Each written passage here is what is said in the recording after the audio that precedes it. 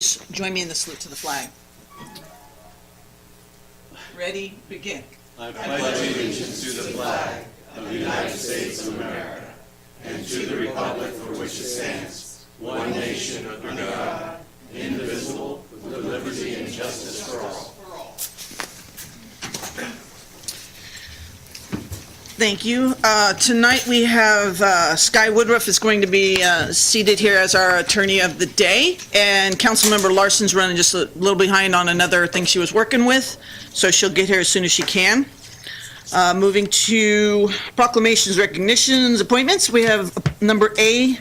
I would like to make a recommendation to reappoint Elvis Diaz to the Planning Commission, if there's a motion. So moved, Mayor. We have a motion?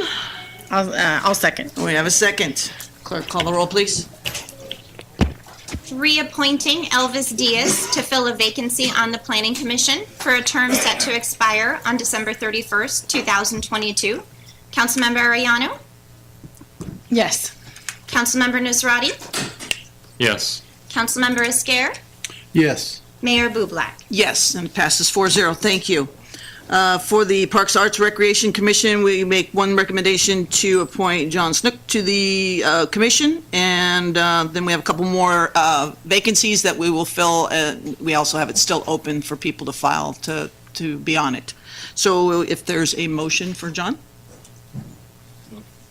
Can we have a motion? And I'll second. we have a second. Thank you. Clerk, call the roll, please. Appointing John Snoke to fill an unexpired vacancy on the Parks, Arts, and Recreation Commission for a term set to expire on December 31st, 2019. Councilmember Arellano? Yes. Councilmember Nisrati? Yes. Councilmember Esquer? Yes. Mayor Bublak? Yes, and it passes 4-0. John, congratulations. We have City North Valley Regional Recycled Water Program Joint Powers Policy Committee, and you have to memorize that, Becky. And I'd like to recommend that she be the representative. I move that Becky be the representative. We got a motion? Second. And a second. Clerk, call the roll, please. Appointing Councilmember Arellano to serve as the city's representative on the North Valley Regional Recycled Water Program Joint Powers Policy Committee. Councilmember Arellano? Yes. Councilmember Nisrati? Yes. Councilmember Esquer? Yes. Mayor Bublak? Yes, thank you, Becky, for offering to do that. And then for the City of Turlock Economic Development Work Group, I would like to appoint David Franson and Chris Nichols to serve as members from the committee, from the community. If I could get a motion? Move to appoint. Thank you. Second. And second, okay, clerk, call the roll, please. Appointing David Franson and Chris Nichols to serve as members on the City of Turlock Economic Development Work Group. Councilmember Arellano? Yes. Councilmember Nisrati? Yes. Councilmember Esquer? Yes. Mayor Bublak? Yes, 4-0. Congratulations, Mr. Franzen and Mr. Nichols, and thank you, everyone. So we will move to public participation. This is actually a special meeting, and it's only to be in response to what's on the agenda, but I know that if you have something you want to say, that's fine. I'm not going to hold it to it. So we will start with the first card. I know, Mary, you don't have a card, and you'll get there. Frank Johnson, please. Mary, have you been? Oh, there she is.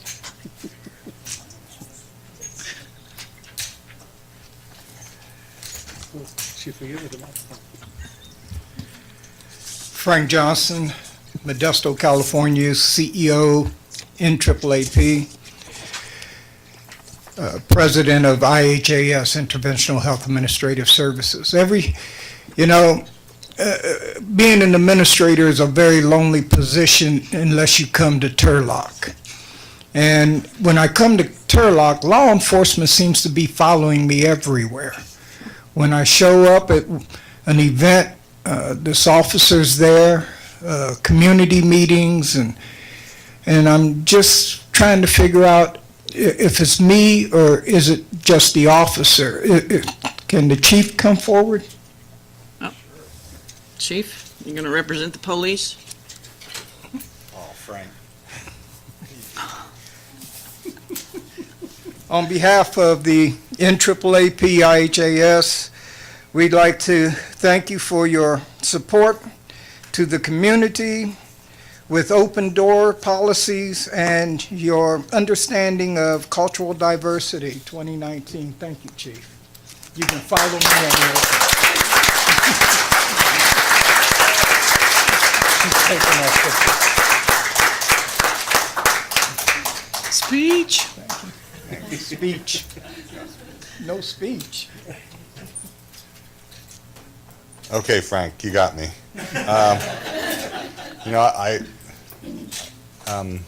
Thank you. Thank you. I was wondering why my wife and my daughter and my son-in-law and my 2 grandkids are in the back. I was looking at them and said, what's going on? What's on the agenda? You got me good, Frank. Thank you very much. I love this community. Follow you anywhere you go. I enjoy the meetings. I enjoy just the conversations. So it's important that we all can meet in that way and have an open and clear discussion of what all our goals are. And our goals are just to promote community and well-being. So thank you, and it's an honor to wear this uniform for this community. So thanks, everybody.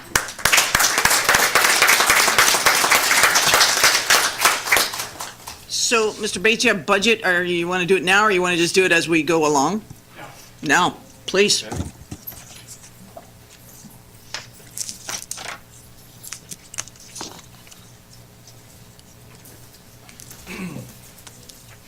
Good evening, Brad Bates. Apologies to Sergeant Holman. I told him, you may never see me back here again, and here I am, so apologies. Okay, the election is over. Mr. Lawton is firmly on board. The District 4 seat appointment has been made. And on that note, I'd like to commend the council for selecting Ms. Soriano. I think that her business experience and her extensive resume is going to be a valuable addition to the council's deliberations and their decisions.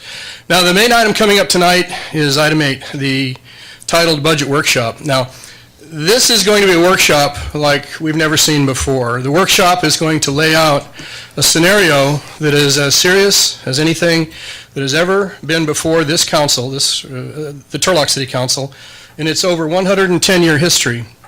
The cumulative decisions over the past years now have put the city on a somewhat certain path to potential insolvency. It is unfortunate that this new and ambitious and energized city council is going to have what appears to be a baptism of fire. It begins tonight. The dire situation that is going to be presented has been compounded by a lot of information. Part of it is the disintegration of the state PERS, Public Employee Retirement System, which has not fully been assessed and has not been factored in to the information you're going to hear tonight. This council needs to prepare itself for difficult and decisive action. There will be no time to delay or continue for study. Your city finance director and her staff have been sounding alarms for literally several years now in the face of what we now know has been an adversarial situation. I personally think that Mrs. Jacobs-Hunter should be given a Medal of Valor for her continuing efforts to bring reason and restraint to a budgetary process and to attempt to stop spending decisions that were and continue to be unsustainable. Council, this situation is not your fault, and it's not your doing, at least not for 4 of you, but it is now your problem to deal with, and you will be judged, fairly or not, on that outcome. I know it is not fair, but you will be held accountable for whatever happens in the public eye over the next months and years, including some serious potential legal overtones. Bankruptcy is about the worst thing that can happen to a city other than a natural disaster like a fire or a flood that literally wipes a city off the face of the map. But the consequences will be felt, if it happens, by every citizen, every business, every employee, every retiree, and they will continue for not months, but years. Now, in the recent election, I was described in the press as volatile. I probably earned that. And by some of the other candidates as using alarmist rhetoric to make my point. So tonight, in concluding, I'm trying to be as earnest and restrained as I can, but I would ask that you carefully listen to the experienced professionals that you engage, that you be fully aware and educated on the options that you are going to be given, and further, the consequences and the impacts of those decisions. I might suggest, if I could, that you counsel with the city attorney and be advised on your individual and collective obligations and liabilities as public officials. And I would even suggest, as an old insurance guy of many years, that you double check on the city's public official liability, its scope, and how it may or may not apply to your individual and collective actions. I think for the sake of the city of Turlock, I hope and wish the best for all of us and for the best possible outcome. Thank you. Thank you, Mayor Bates. Mr. Franson, are you going to do it now, or you want to do it as we progress? Okay.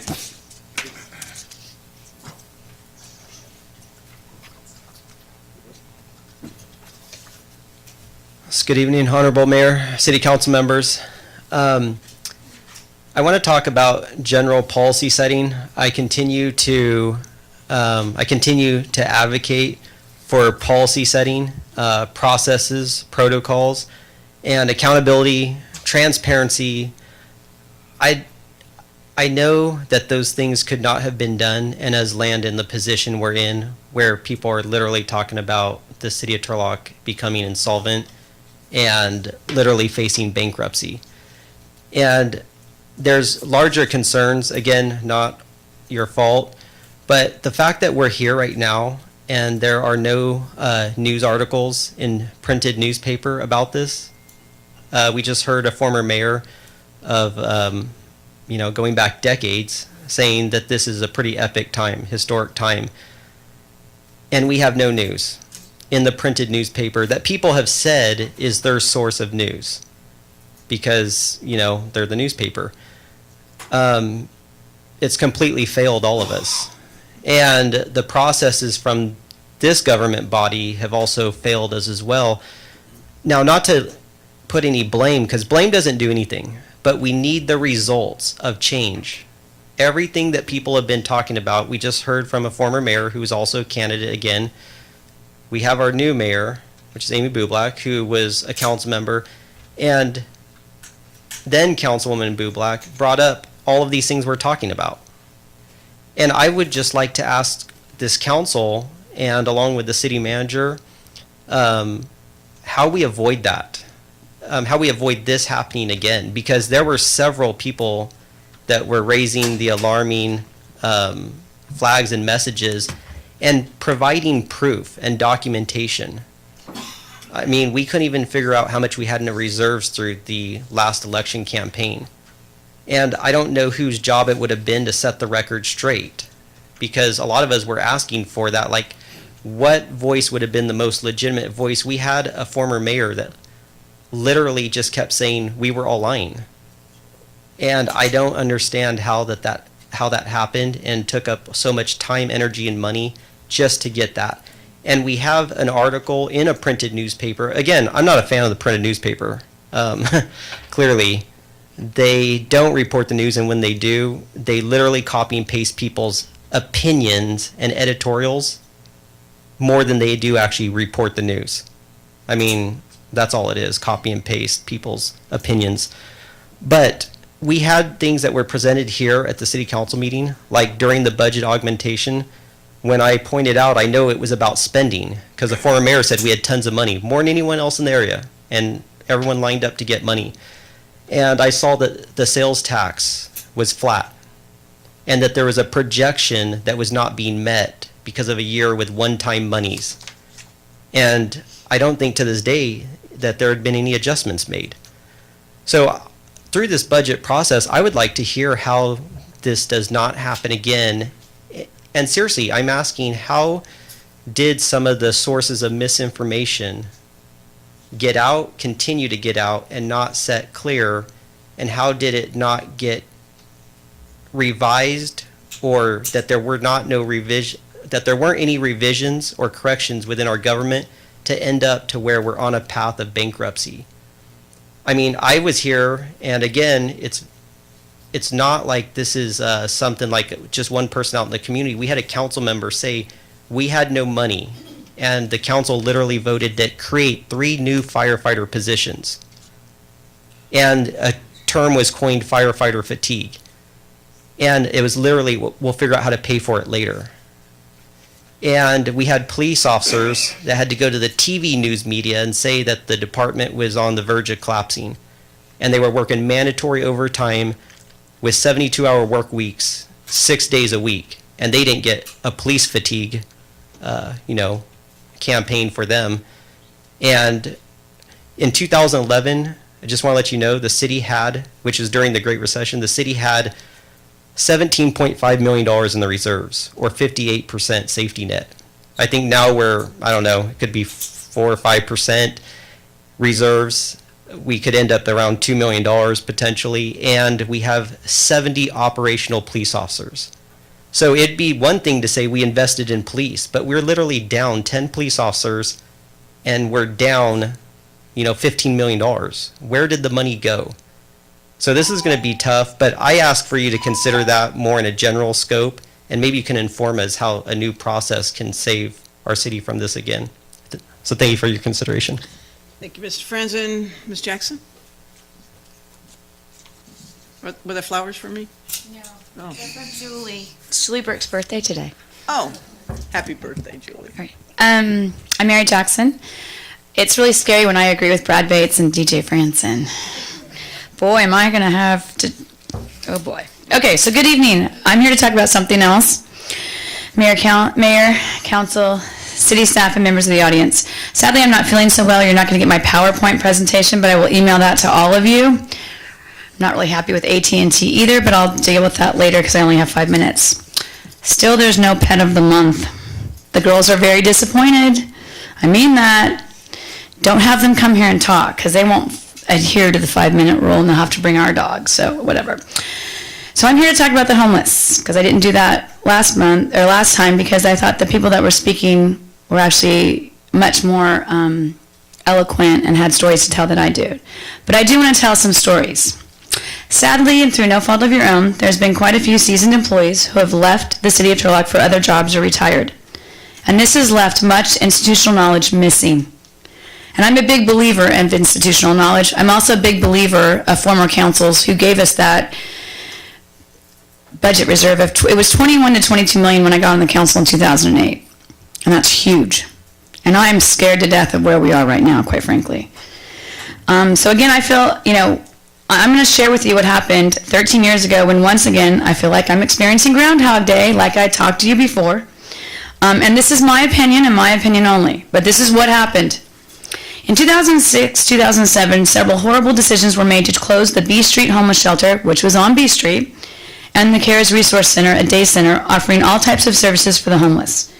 In my opinion, these decisions were some of the most thoughtless, uncaring, and unkind decisions made after my family and I moved back to Turlock in 1997. In 2006, the city of Turlock received a $3 million grant from HUD, Housing and Urban Development, to build a permanent shelter on B Street. At the time, the city owned the property and a nonprofit ran the B Street shelter. This permanent building would not use any city of Turlock tax dollars to build it and would have served both single men, women, and families. The majority of the council then voted against accepting the HUD money and closing the B Street shelter. The 3 council members were Ted House, Kurt Spicer, and Kurt Vanderweide. The 3 of them voted to send the money back to HUD. Mr. House said, and I quote, because this was in the Modesto Bee, although DJ doesn't support it, I do. I'm a former TV reporter, just to be out there and be honest. My sheep live better than the people at the B Street shelter. I beg the people that lived at the B Street shelter at that time would beg to differ. Mr. House, I disagreed with him back then, and I do as well now, I'm sure, on many items, because I served with him for 2 years on the Turlock Council. Our first meeting, and Amy was there, 2008 in December, they wanted to have the homeless give IDs, have to provide an ID to stay at the shelter. It's ridiculousness. That's why they're homeless. They don't have the things that we have. And I remember I felt like, oh my gosh, I'm on the Titanic. Luckily, I won that little minor battle. Let me go back to what I was reading. In my opinion, these 2 decisions were major policy mistakes based on misinformation and misguided arguments. I don't believe if you build a homeless shelter, they will come. They're already here. The homeless men and women, most are from and live in our community, or they're paroled from state prisons and sent back to Stanislaus County. You all know Dwayne. He passed away about a year ago. Everyone called him Rock Man. He's been homeless since I've been in high school for 33 years. I'm telling you how old I am. You have to do the math. If you can find someone who has been sent here by another city or county, tell one of the service providers. I mean, they're more than willing. They've been looking for someone like that. Several years ago, a mentally ill patient from Las Vegas was discharged from a Vegas hospital, given a one-way bus ticket from Vegas to Sacramento. The officials in SAC made it a very public story, sued the city of Las Vegas for patient dumping. This case made national news. We would do the same here, and I know that staff here would do it as well as the service providers. But you can't find someone who's been shipped here or been given a bus ticket. That might have been done 20 years ago. Our police may have sent people out of town 20 years ago, but that's not what they do. And people that are homeless without permanent homes, they move around. They're mobile. So they can leave one community and go to another. The third grave mistake made by House Spicer and Vanderwater was not to continue supporting the grant-funded CARES Resource Homeless Center, which was run by the Office of Service Learning at CSU Stanislaus. I gotta talk faster. I'm gonna have to go over my time. CARES stands for the Community Action and Resources for Empowerment and Sustainability. Basically, the CARES was a one-stop shop. If you need a job, if you need to try and contact your family, if you need health care services, if you need a resume, they did everything there. It was right across the street from United Samaritans, right next to the We Care shelter. I'm going to finish up because I actually have solutions. And so I can send you the link to that. Because the university was willing to fund it, they would have had the grant funding, but they had to have the city support, and the majority of the council would not support it. There are solutions, in my opinion. I am asking you to take action in the next 2 weeks or less to find a temporary housing solution, what is I call a low-barrier shelter. There is approximately $7 million up for grabs in Stanislaus County, which I just found out is all going to Modesto, which I don't think that's fair at all. That's always happened on Stan Cog. You can ask Mike Pitcock and Roy Watson about my days on Stan Cog about money. One of the people who applied, Myrna Wax, suggested part of the Stanislaus County Fairgrounds. Where are we at with that idea? Have we done anything? Have we called anybody? I'll call Matt. I don't know Matt, but I'll call him. There's also the residential street, which is ready to be built on with no homes, on Esperanza, which is off of Linwood, West Avenue South, Montana. The city could fence off part of it, provide what is needed: restrooms, fencing for security, storage sheds, trash facilities, and pickup. I spoke with one of the owners. He said if you did that, I'd be okay with it. And here's the problem. Nobody wants the homeless in their neighborhood. Forget NIMBY, not in my backyard, right? Well, you don't want them downtown. You don't want them at the library. I don't mind, because we go to the library all the time and we know them. You don't want them in parks, so where are we going to put them? And so here's my other solution. So real quick, Yes. because we have a crazy heavy load here. I know. And I know it's important to you, but we each of my colleagues has a specific part, and I believe, Andrew, is that home shelter, housing? So if you can get with Councilmember Estradi, I will. he's leading that charge there, and that would be helpful. But quickly, I'm going to give you Bob Boyd. I'll give you 30 seconds. Okay, I'll do it. I'll try. Okay. If you need people to help, I would suggest former neighborhood services staff Bob Boyd. He did an amazing job in his role cleaning up our city, but also helping people as much as he could. I spoke to Bob last week. He is more than happy to get involved. So there you go. See, 20 seconds. Amy, I can do it. You can. But I will send you this link. I will send you my pictures, and I expect in 2 weeks to have some type of report. Thank you. You got that, Andrew? Okay, thank you. Anybody else who didn't fill out Okay, then we will close public participation and move to declaration of conflicts of interest and disqualifications. Looking to my left, seeing and hearing none. Looking to my right. Okay, there are none. Disclosure of top 10 maximum contributors. That is online. You can get that. Consent calendar. We announced that there is a green sheet for consent item 5D. Does anybody want to pull any of these off? I would like to discuss one of these. Item C. Item C you want off? Yeah. Okay, and I want item E off real quick. So are there any others off? Okay, so with A, B, and D, is there a motion to move these through? Move to advance as amended. I'll second. We have a motion and a second. Clerk, call the roll, please. Adopting the amended consent calendar, Councilmember Arellano, Yes. Councilmember Nusrati? Yes. Councilmember Larson? Yes. Councilmember Esquer? Yes. Mayor Bublak? Yes, and that passes a 5-0 with consent items A, B, and D. Item C, was there a specific question, sir? Yeah, I just had a couple questions about these types of adjustments that come through. So when we are already starting on a project and then we identify with the utility company that there is unforeseen costs, is it the utility company that's responsible to us to provide the mapping of where we're going to be doing the developments? Yeah, so typically that is the case. This project is a little unique.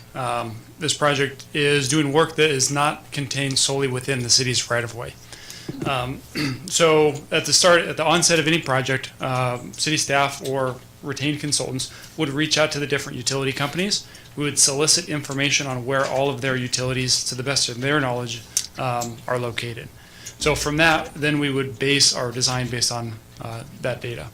Okay, and so in this situation, we have we've started this project, and then we find that there's going to be just like $60,000 new costs. Is this something? Is it ever, since we're providing new infrastructure for the utility company or funding it through this? Is it ever like a shared cost situation?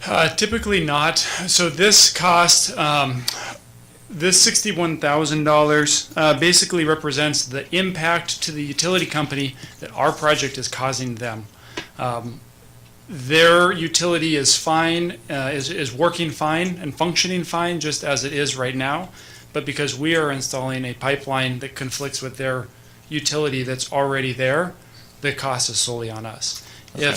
If it were in the city of Turlock right of way, if it were in our streets, a majority of the time, the cost to relocate those utilities are borne solely 100% by the utility company. There's some exceptions based on different utilities, but that's really the unique difference. Okay, that's all I had. Thank you. Anybody else have questions? I'll open it to the public. Any questions regarding this? I'll close the public and bring it back to council. What is the will of council on item C? Yeah, move to pass. I have a motion and Second. a second. Clerk, call the roll, please. Approving an underground-to-underground relocation agreement with AT&T California for city project number 1722, North Valley Regional Recycled Water Program, Turlock component, in the estimated amount of $61,310.79. Councilmember Ariano? Yes. Councilmember Nusrati? Yes. Councilmember Larson? Yes. Councilmember Esquer? Yes. Mayor Bublak? Yes, it passes 5-0. Thank you, Mr. Bray.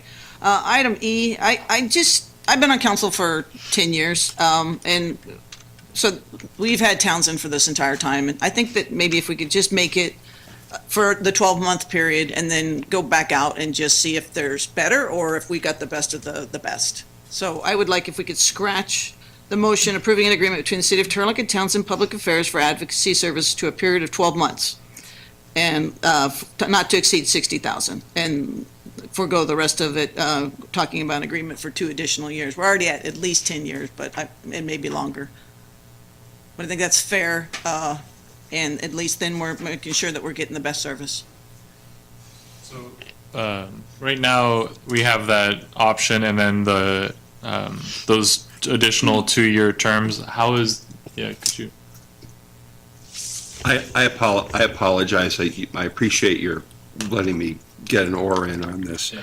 But the agreement is until January 1, 2020. It is it would be extended only upon affirmative action by the city manager to issue a letter of election to extend. So it wouldn't automatically, it's not one of the ones where, well, if nobody objects, it automatically flows. We would need to make an affirmative decision.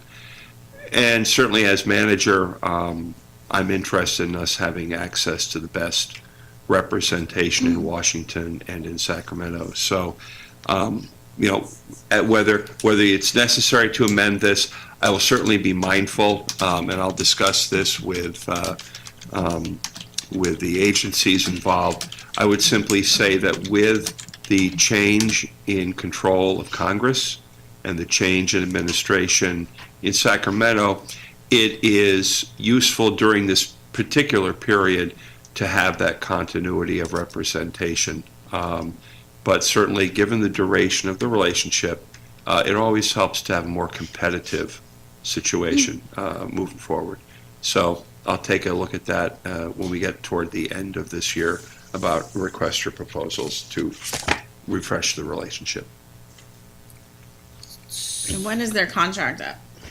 Their contract is up January 1st, 2020. It runs from January 1st, 2019 to January 1st, 2020. It would only be renewed if your city manager executed an election to extend agreement. It doesn't have a default renewal. It requires an action on the manager's part. So I think we need to be ready for either a bid process by October. Yeah, Okay. you don't want to find yourself in a position where No, there are we no don't. choices. Vice Mayor? Yeah, just my only question is that, when we're getting the bids from the different, when green flash, I did I think the die? clerk's on. Am I on? Sorry. Okay, it's all right. You just didn't want me to talk. Okay, I got you. No, I guess my only question is when it's going to a bid process like this, does the extended option give us any flexibility? I mean, does it make the price better? Let's say, okay, we're gonna do it 1 year at a time. Are they gonna charge us the 60,000 or are they gonna charge us 70,000? Are they charging 60,000 because of the 2 additional optional years that may or may not happen? Well, as I noted, in order to execute the option, we would have to affirmatively choose to do that. So the annual price is not, by terms of this contract, not contingent upon our executing the option for an additional 1 or 2 years. The 60,000 is the 60,000. Right, I understand that part, but I'm saying if we were to scratch that part tonight and they say, oh, these guys are not even thinking about extending the contract.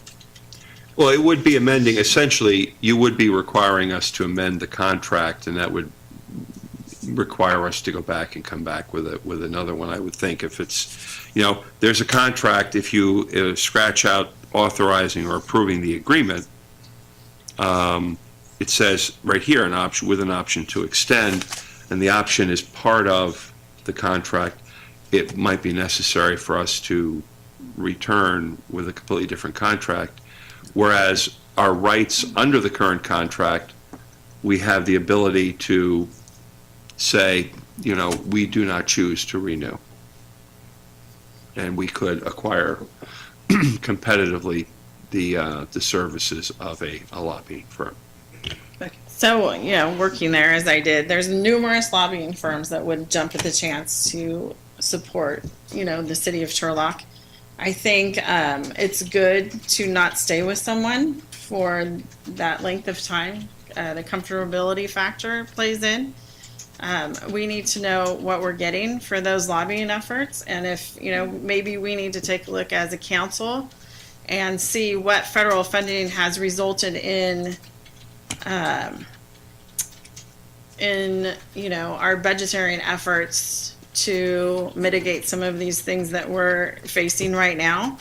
And that is their job. So just to keep it, dollars go up and down. So the things that we paid for in 2010 are going to be a different price than we pay in 2019. But we need to make sure that we're getting the most bang for our buck when it comes to Washington. There's things that change so fast over there. So we need to make sure that we're not behind in our lobbying efforts and make sure that they are participating with what we need for them to do. So I think looking at it, whether we stay with them or not, I think that's a group decision. But looking at it is not a problem when it comes to lobbying. There's different forms. There's different times that we need different things. So to make sure that we are with the right group we need to make sure that we're not just locking ourselves into a 3-year contract. So I think that's my 2 cents. Yeah, no, I see what you're saying, but, and the way that the city manager explained to me, I just thought that's automatic. It's not an automatic 3-year term. It's gonna be renegotiated each year, so I just wondered, do we really need to scratch anything out of it? That was my question. Mr. Attorney, did you want to help us get somewhere? No, I was just confirming my understanding of Councilmember Esquerra's question with the city manager. Okay, thank you, I'm sorry. No worries. Okay, open it to the public real quick, since this is opened up. And I will close that. I'll bring it back, and what is the will of council? I move to approve taking out the additional 2 years and maybe going out for contract, or maybe bringing it back to the council in October to see what our options are as far as, maybe I'm not saying this right, but Move to approve with the request for an RFP. I move to approve for a request for an RFP in October, and then we can go from there. So, Mr. Attorney, real quick before we get a second, so is it your understanding that striking the secondary words are going to make it more difficult for us to exit the agreement? Does it matter? No, I think that, as I understand the motion, it would be to approve the agreement with an amendment to eliminate the provision for extension, which is section 6 of the agreement, at which point there would not be an option to extend the agreement. You would either have to negotiate a new agreement with Townsend, or as a secondary part of the motion, there'd be direction to the staff to move forward with an RFP in October of this year. I mentioned the requirement to negotiate a new agreement with Townsend only because if the RFP did not succeed and you wanted to retain services with Townsend, you'd need to negotiate a new agreement. At that time, you wouldn't have the option to extend the existing agreement. I see. Makes sense. Okay, are you keeping it, or you just want to take it and we'll just bring RFQ later? What would you like? May I? Sure. I was just gonna say, Sorry. so if I've got what Becky wants to do is if we were just to leave it alone and then just include the RFP going out in October, would that work?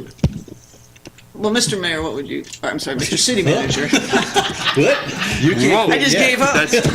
That is an unearned and unrequested promotion. I think it's. What is your will? I think in order to accomplish the stated goal of the group, Yes. with the greatest amount of legislative economy, would be, one, the motion to approve this agreement as set forth now with a request to the city manager to return to the council in no later than October with a request for proposals to acquire this service. And it will be very helpful as we go through the year for council to kind of get a better sense of what do they expect from the relationship, so that will help us do the RFP. And that was what your motion was, right? Exactly what Okay. he just said? So- There we go. Yeah. Okay. Okay, so we have a motion on the floor to basically have the entire motion as is with a asterisk and have the city manager come back in October? Yes, with an RFP.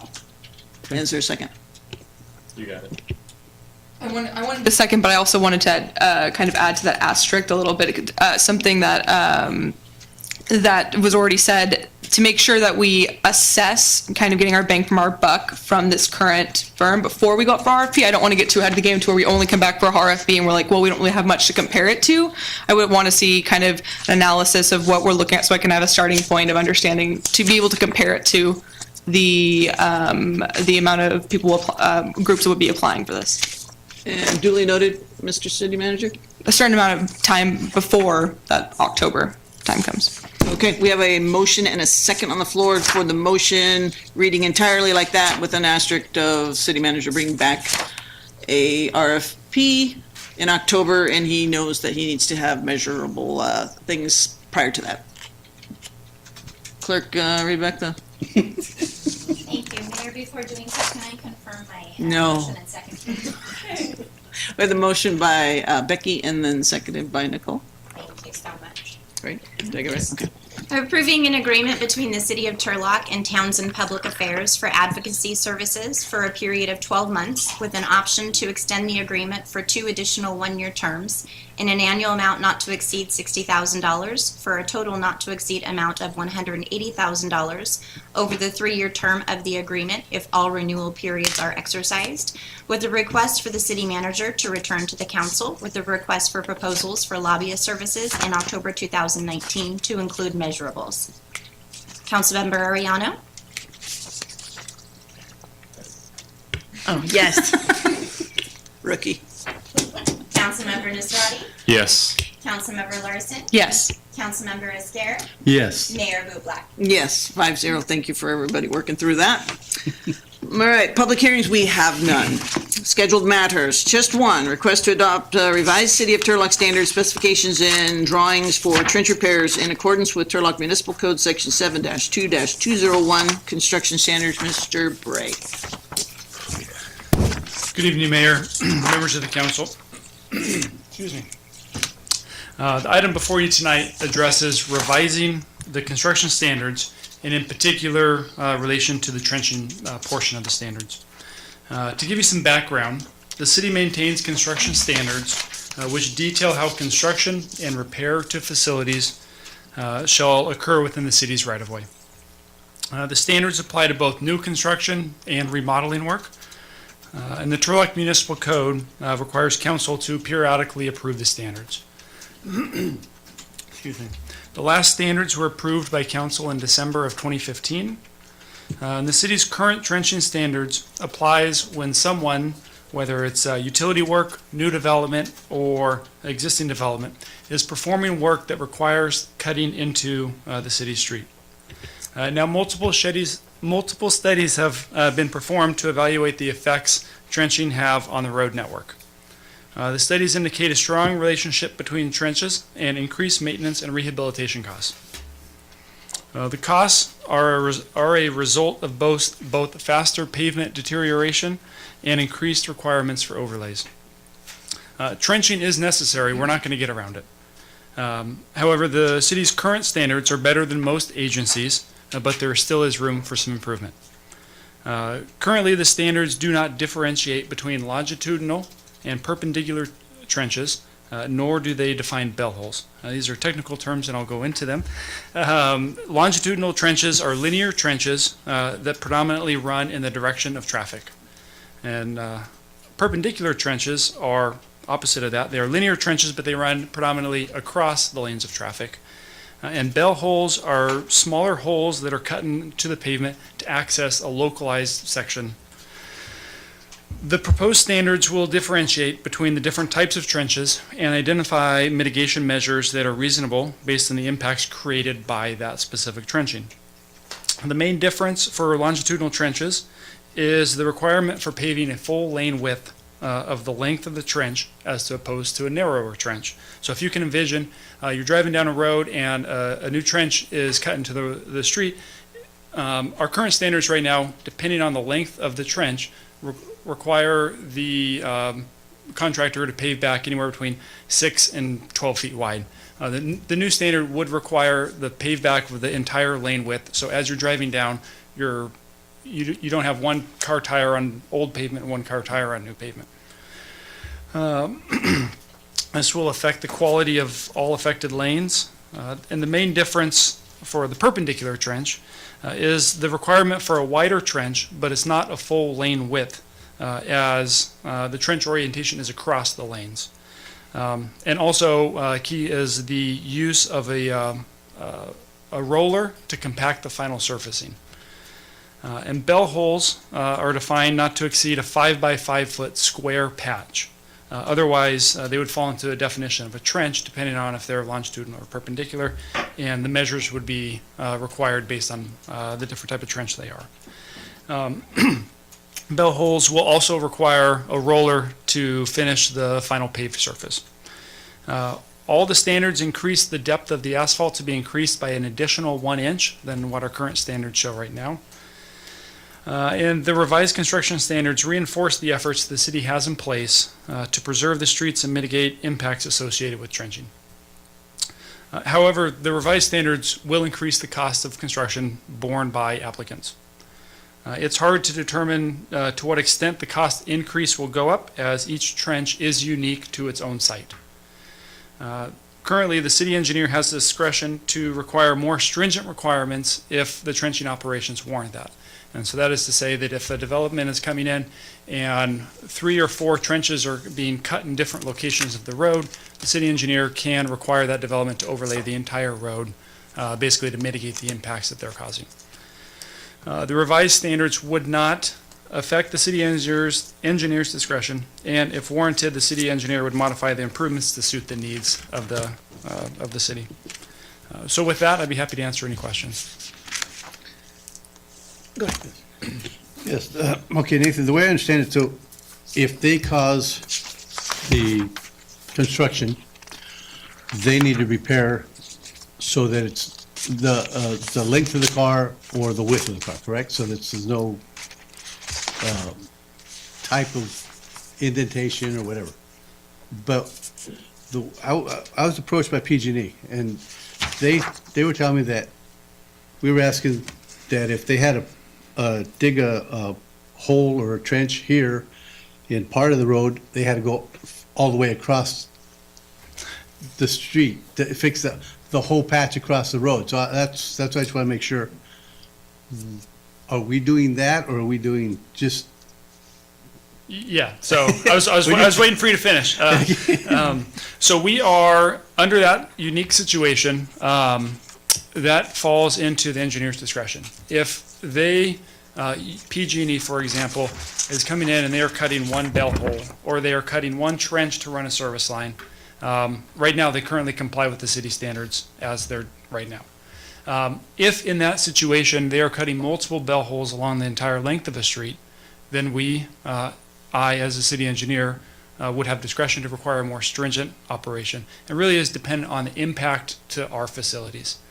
In that situation, if there are multiple trenches cut along the length of a street, I would be inclined to impose more stringent street repair requirements. Okay.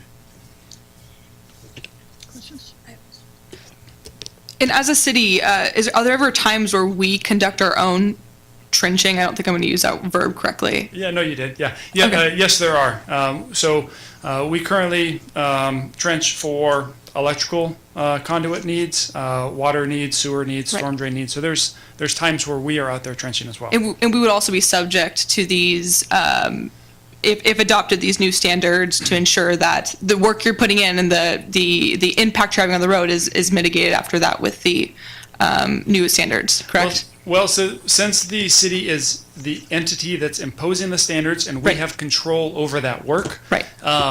The city maintains the trenches if they're failing, right? We kind of have a lifelong guarantee in the trenches. So if there's trenches that we know have failed that are a result of the trenches that we've installed, we can have our crews come out and fix them, or if there's a bunch of them, we can hire a contractor to come in and fix them per the standards. So when you go through and say like PG&E comes in and says we need a trench on West Main, so we just paved it, No. right?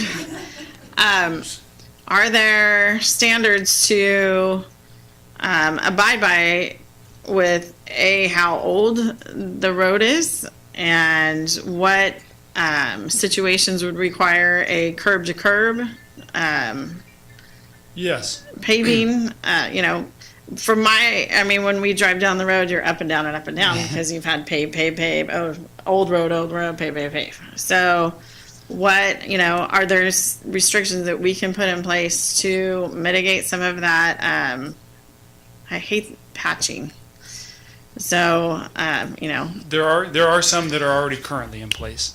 The Turlock Municipal Code section, I forget the exact section, but the Turlock Municipal Code already requires or limits the ability of someone to come in and trench into a street that has recently been paved in the previous 3 years. except if there's life, safe, or health issues, then if it's an emergency, they can cut into it. But we have what's known as a street moratorium. And so there are streets that as we pave, those streets go into this moratorium. Utility owners, private property owners, developers can't come in and cut into those streets for a period of 3 years, unless it's absolutely necessary. We also collect fees based on the relative PCI, so pavement condition index. It's a measure of 0 to 100 that identifies the relative condition of a pavement, with 100 being freshly paved, brand new, 0 to being a gravel road. So the fee that's assessed the contractor whenever they're getting ready to cut into the street, they come in and get a permit, and then based on that PCI, we charge a fee. The better, the higher PCI roads, the higher the fee is, because you are paying to the impact you're creating to that specific location. So we set aside monies to pave and mitigate trenches that have failed, that have paid into those funds, and we also have the street moratorium. Does that kind of answer your question? I mean, is there a way, and you're the expert, is there a way for, say they're only trenching on the right side of the road and they have to, pave into the middle of the road? Is there a 6 foot, 12 foot, 9 foot? What is that feet differential so that you're not driving on old and new on, 4 wheels? Yeah. So the revised standards before you tonight for those longitudinal trenches, as you're driving along the trench, they require to pave to the entire lane width. And so if a trench is cut right in the middle of a lane, they would have to pave to both ends of the lane. And on the curbs or into wherever? So the lane is defined from the curb to the lane line, or between the lane line and another lane line or the center line. If a trench goes across multiple lanes and it's a longitudinal trench, the standards would require them to pave both of those lanes. Basically, address all of the affected lanes for the length of your trench. So, Mr. Bright, what does county require of us from center to shoulder? I'm sorry, can you say that again? So the county requires us to do something with our when we impose something into their road, right? So what is there, if it's, because they don't have curbs, right? So I was trying to shoulder, right? Yeah. So if it's center line to shoulder, what is their expectation of a distance from, say, the limit line back? Yeah, I don't know off the top of my head, but it is much less than what we are proposing here. I want to say at max it would be to center line, to your edge line.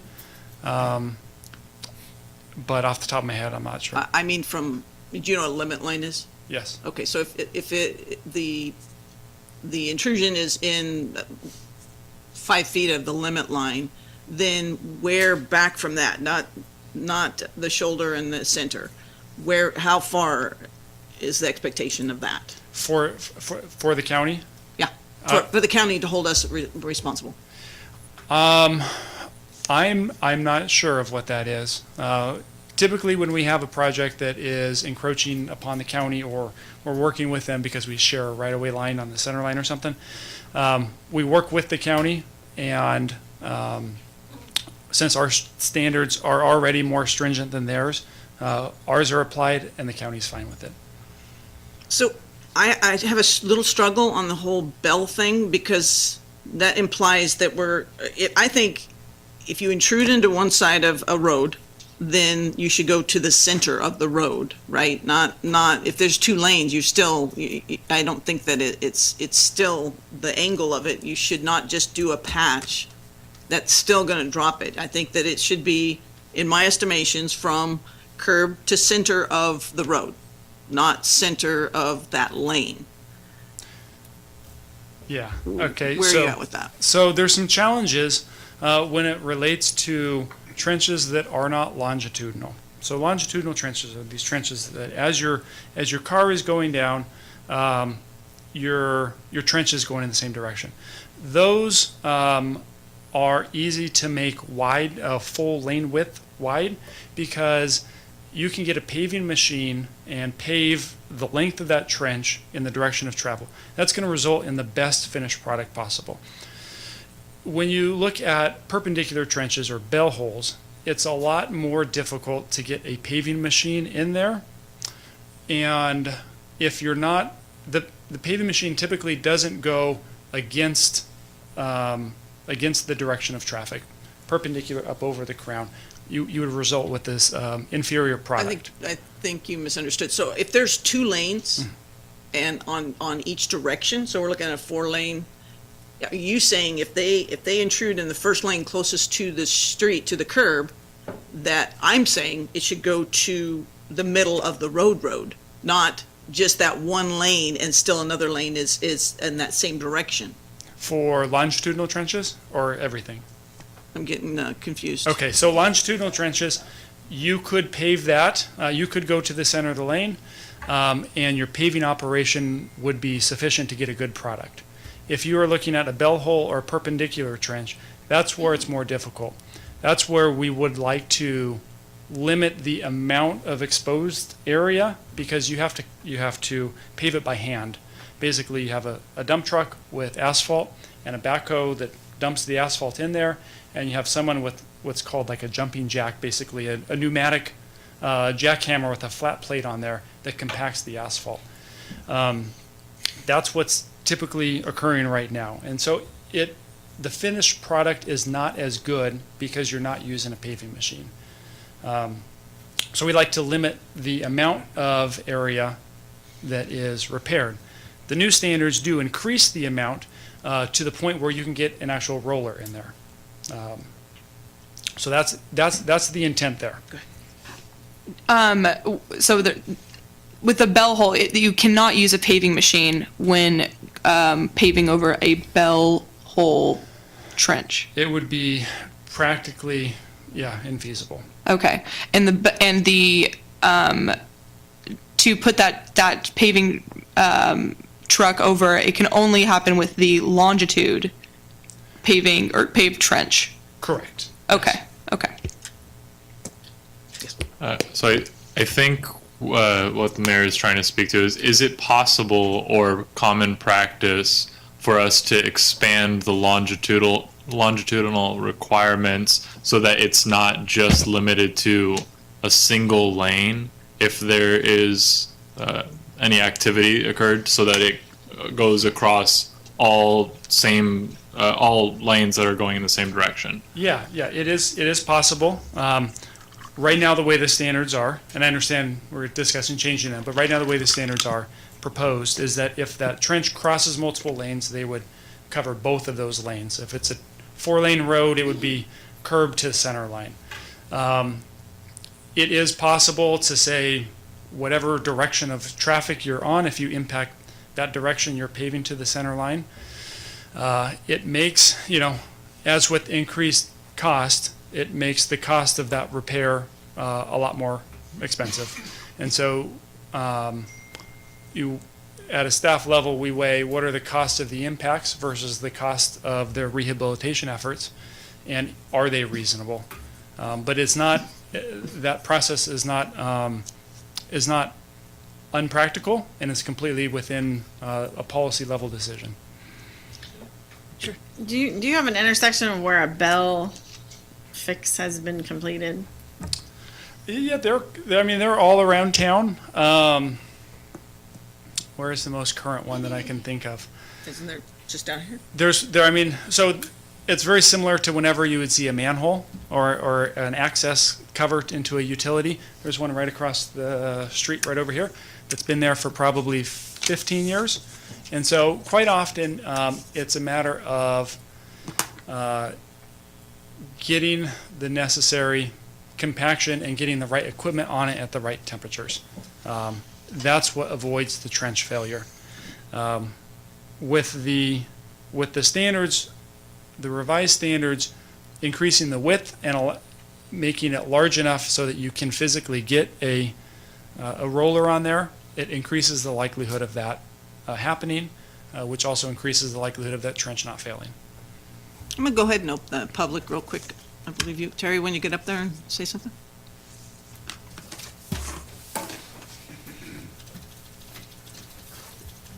Hi, Terry Shaver, citizen of Turlock.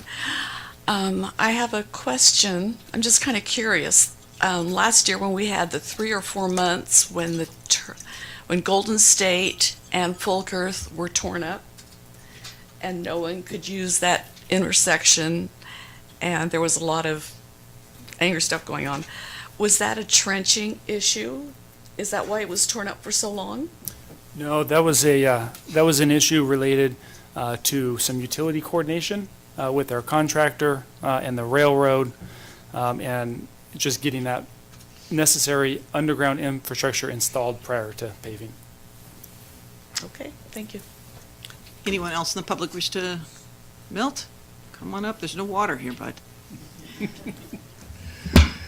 I think this is an excellent, Milt Treeweiler, Turlock citizen, mayor and council. I think this is an excellent proposal, and I understand basically the fact that makes it much better is the use of a roller that compacts the pavement to the extent where it's not going to deteriorate. And you see repairs being done all the time where they just use these bouncing machines, and that doesn't do the job. And I think that's the key right there. Thank you. Thank you, Milt. Anyone else? Mr. Franzen?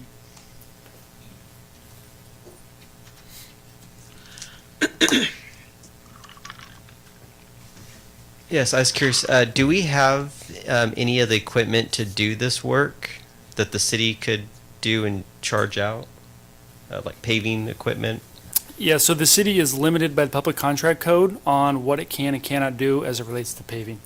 Paving operations can be done up to 1 inch in depth. Anything over in that, we are required to contract out per the public contract code. We currently don't have a paving machine that could do that work. We right now utilize the method we spoke about earlier, where we get a backhoe or a dump truck of asphalt and then a backhoe and do it by hand. Okay. I just want to say I definitely like anything that prioritizes our road if people have to do the work. I mean, we're about $20 million behind in road repair, so I mean that's just the cost of doing business for them, so I'd advocate that. And also, I don't know if maybe it goes into this, but definitely scheduling. So for our own city work, or I don't know if this writes in anything about notification to other utility companies, but if something's got to get done, maybe they should all notify what's getting done, and maybe that's a time they jump on it and do work there and string a whole project together. So anyways, thank you very much. Anybody else from public? If not, I'll close the public hearing, bring it back. Vice Mayor? Yeah, I just want to say that I asked that same question to Nathan earlier about the public utilities and the advance notice, and he was telling me, yeah, there are advance notices, there's calendars, certain projects that go out.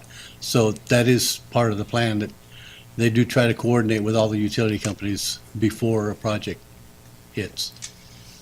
That is correct. So I think that in my estimations, the whole bell hole is not, I think we owe it to our residents and to the poor roads that we have to not even have that a consideration. If you intrude into the one side, then you do it from curb to center lane and 10 feet width all the way. I mean, if it's going to cost us, it's going to cost everybody, but we're talking about the taxpayers are paying for their roads to get fixed, and people, utilities, and even our own city, we're ruining them. We need to fix them, and if your roller is not going to be able to do a bell hole, it makes no sense to me. It makes more sense that we be prudent about keeping our roads up, and this is one way of doing that. I know that it's going to cost a little bit more to whomever, even maybe to us, but if we're here to serve the public and take care of our roads, then I think that we need to do and the 10 feet going out is essentially, when you talk about the weight of a car, it's about 5,000 pounds minimum. And if it's gonna, when you stop it in a trench or a very short area of asphalt, and it sits on that because the front end's gonna go onto it, all you're doing is forcing that asphalt down, and we're all looking at a pothole. So Bellhole is a pothole. It's just a matter of time. If we can make it more acceptable, and I truly believe, I think the county actually has a 10-foot rule too. I'm not sure in certain stuff. But I think that we owe it to our citizens to make sure that we're not just letting somebody just poke into it and then patch it up and put some bubble gum on it and call it a day. We need to go a little bit more stringent. I appreciate what you've done, Mr. Bray. I just think that we need to be a little bit stronger, because we're not going to be able to fix the roads as they're breaking them apart. If we're trying to work some over here and these are getting ripped up again, we're doing a disservice to our citizens. So, is it possible that by making really strict standards like this, that the utility companies or people that would typically proceed with the project would just not approach it, and that we would see failing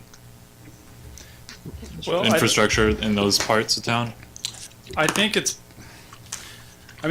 one of the considerations when we weigh imposing what is the right standard, right? Because you can always do more. You can always make it thicker, make the asphalt thicker, go further, what the requirements are.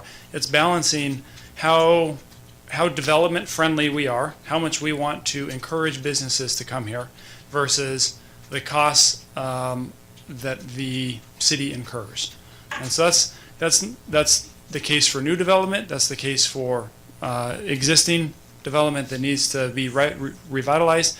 That's the case for utilities wanting to come into town. So is it a possibility? I think it's a possibility. I think that if we are looking at what the mayor is saying, 10 feet to the center line, I don't think you're far enough down the road where it's a realistic possibility. I can't understand where you're going, Mayor, but then again, I'm looking at if we fix it and we pay for it, or the utility fixes it and they pay for it, we're still all paying for it. So it's like, but are we I paying want to for make it? it, well, we're because the utility rates are going to go up if we start charging them more. Who's going to end up paying it? We are. So I kind of like where you're going, and I want my streets fixed, but I don't know if we can get the utilities to do it for us without it still coming back and costing us money. And I think if we put bigger, wider than what we need to, I don't know, I just think that might be a problem. So I'm concerned with that part. The PG&E guy met with me as well, and he indicated that us requiring more on their part would not likely affect the utility fees. So I don't know if he intended to let that information slip, but I think it would likely be absorbed by the larger entity. Yeah. Sorry. Go ahead, I'm sorry.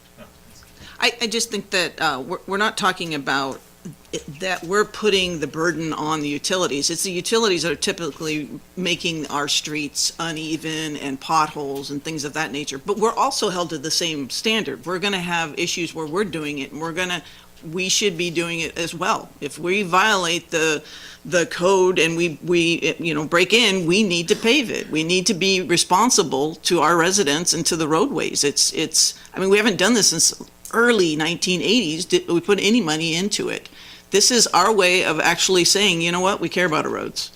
And, the sales tax will come and we'll try and do some more, but this is just one way of saying, okay, if your street gets ripped up and there's over in Councilmember Larson's area, there are different levels. You feel like you're on some sort of a quilt, and there's like different fluffiness to it.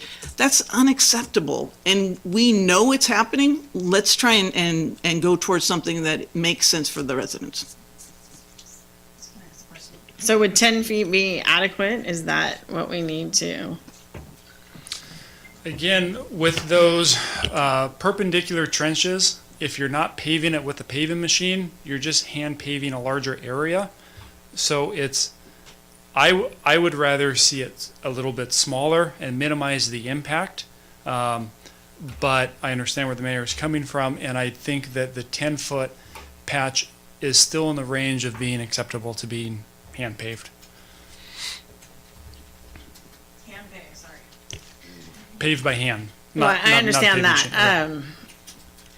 But I think what we're saying is the roller is more adequate. I have my office by West Main, and they hand paved over in the middle of the intersection, and I actually blew a tire.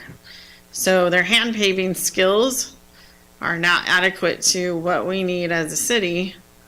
And then, I think they came over and did a better job, but I think that's what you're talking about, like the hand paving is not up to standards of what we are going to find acceptable anymore. Yeah, so point of clarification, the paving that was done on West Main is temporary. It is what's known as bottom lift paving. They will still come back, grind off that existing surfacing, and do a final lift paving done by a paving machine. So. To kind of fall off of that same concern, would enlarging the area in which we would hand pave 10 feet, whatever it may be, would we essentially be enlarging an area that could be, I guess my question is the problem with repaving, is it in having the equipment to repave, or is it the amount of space that we're allocating to ensure that that's repaved? A little bit of both. It's having the right equipment to pave, definitely probably is one of the largest factors that affects the success of the paving operation. The size constraint is more not on the larger size, but on the smaller size. If you can't get a roller, which is different than a paving machine, a roller is the finish, like a steam roller, right? That's the finish roller that comes in and compacts everything. And compaction is probably the main source of deterioration in roads. Roads that aren't, asphalt that's not compacted tends to break away. It tends to allow water to get into the structure, and then which further deteriorates it. So compaction is the biggest issue. If the trench is roughly 6 feet in wide, any contractor is going to find a roller that is able to get in the trench and compact that. And so that is why I had selected 6 feet as the minimum size. If we extend that out to 10 feet, you can still get a roller in there, and that'll still help that. So, what is it that we would need to do for the standards to make it where nearly all development is required to use the roller? The standards presented to you tonight, that would require rollers on every finished lift of paving. Both longitudinal and perpendicular. Maybe there's some confusion between a roller and a paving machine. A paving machine is the large machine that places the asphalt down in a uniform surface. And the roller is the steam roller that comes in after the fact and compacts that material down and makes it hard. And so all of the standards tonight before you employ the use of a roller, but you cannot use a paving machine for longitudinal and bell hole type patches. I misspoke. You cannot use a paving machine for perpendicular and bell hole patches. You can only use a paving machine for longitudinal, long direction trenches. But you can use a roller for both. You can use a roller for both, yes. And so long as we're using the roller, then those concerns are mitigated? They should be minimized, yeah. That is the standard of all new asphalt construction is using a roller to achieve proper compaction. And the one particular thing that, what was the third term that, what is it, the term that you were worried about, the little hole? Bell holes. Yeah, the bell hole, is that one still going to be something that's going to be impacting our roads, where that one will not allow for a roller usage? No, it will. It's size 5 by 5, and so the finished lift of asphalt can be rolled with a roller. So that should further mitigate any, spalling or cracking or deterioration of that patch. What's the width of curb for one lane? It depends, but typically 12 to If you have a parking lane, 20 feet. If you have a parking and a bicycle, even more, 26. So then if you're picturing a 5x5, you're not really doing the road any good, because you're putting a patch in the middle of it, right? So if you're riding a motorcycle, maybe you can slide over here, but if a car, you're gonna be going like this as it settles if it's a smaller area, right?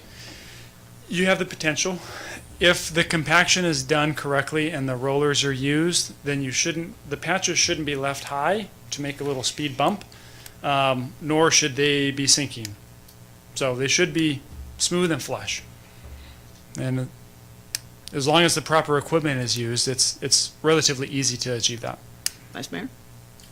I was just gonna say, it sounded like the concerns, Nathan, you say that the 10-foot shouldn't be a problem, so then at this point, I would move that we accept the proposal with amended 10 feet instead of 6 feet. Seconded. Okay, we have a motion and a second. Clerk, read it back first, the amendment?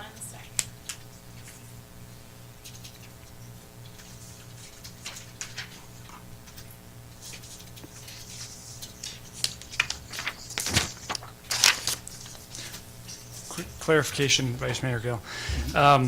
The 10 feet, is that for perpendicular trenches? Does it apply to bell holes also? Where did you have your 6 foot? 6 foot was for perpendicular trenches. Bell holes were not to exceed a 5x5 area. Otherwise, they're treated as a trench. But if that bell hole starts to become long on one side, then it would have to become a perpendicular long. Correct. It So- would fall into the definition of a trench, Right. longitudinal or perpendicular. And at that point, it would fall under the parameter, I think, of the motion. Okay, since you asked me, I got one more question for you. Okay.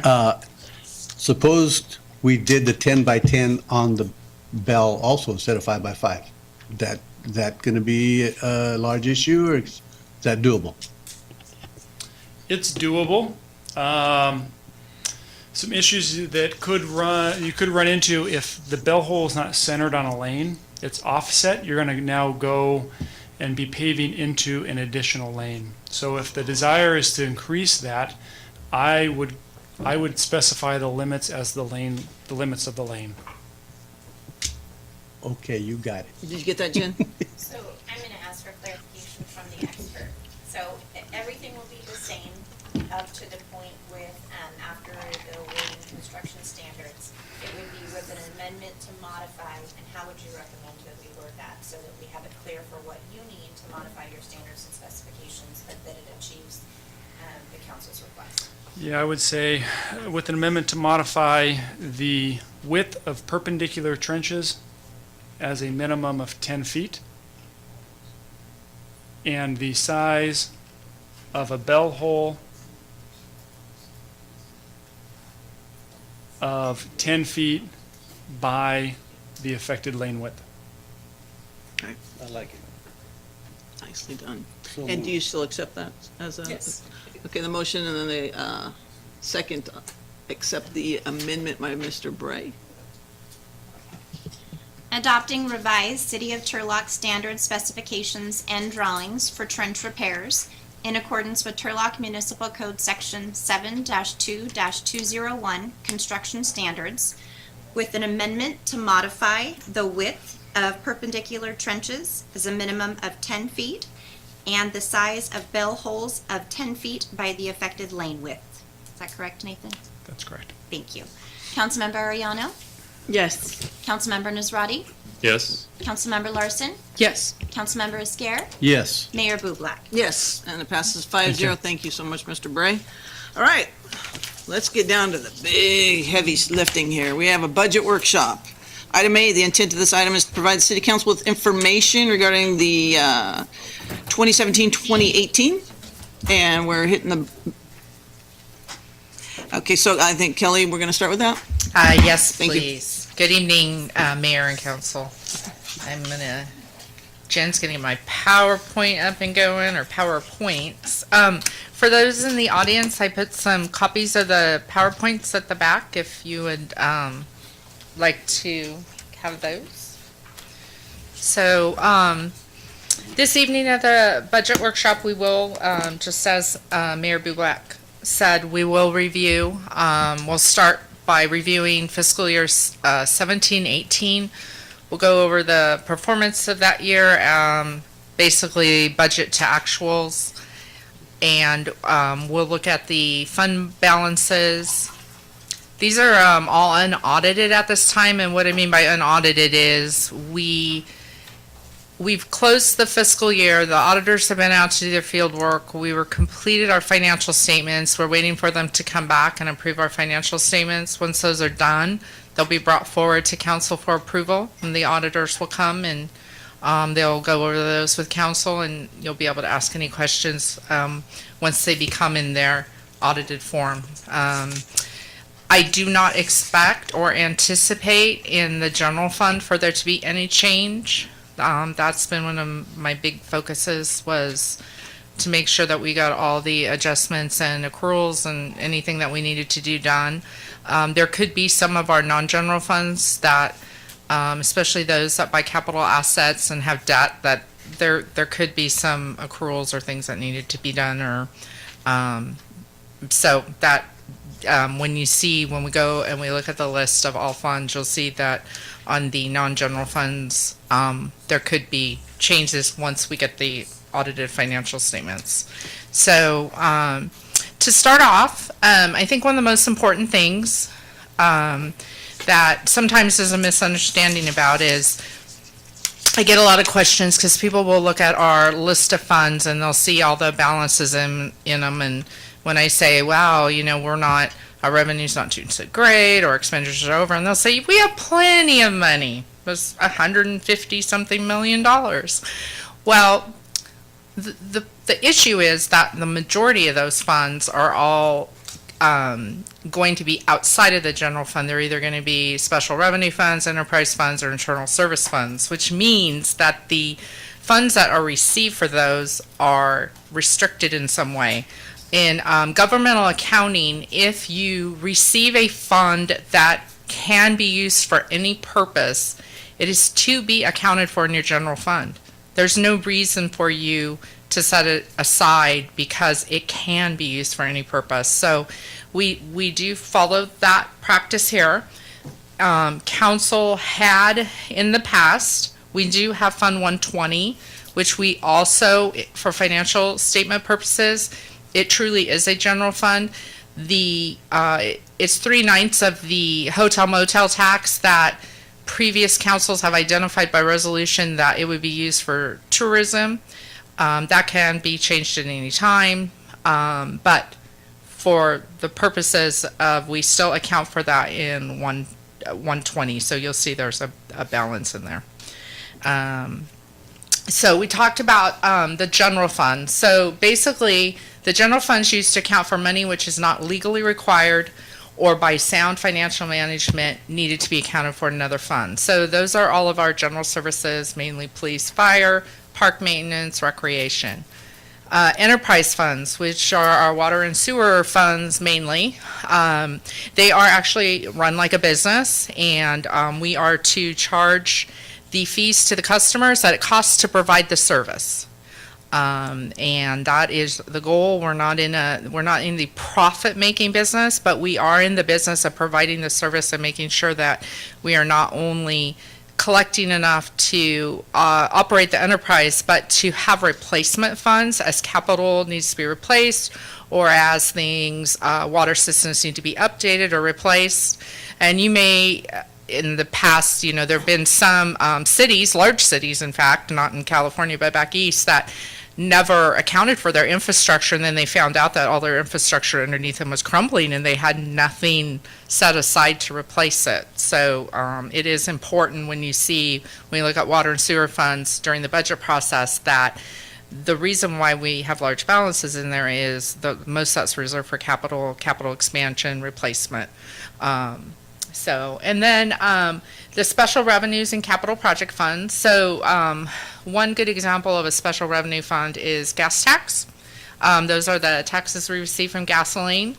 They are restricted depending on the section of gas tax, and are to be used for road purposes. Any types of grant funds we receive are also special revenue, because usually in fact, I don't know if I've ever seen a grant that can really be used for anything. It's always for a purpose, whether it be for playground equipment or a public safety item.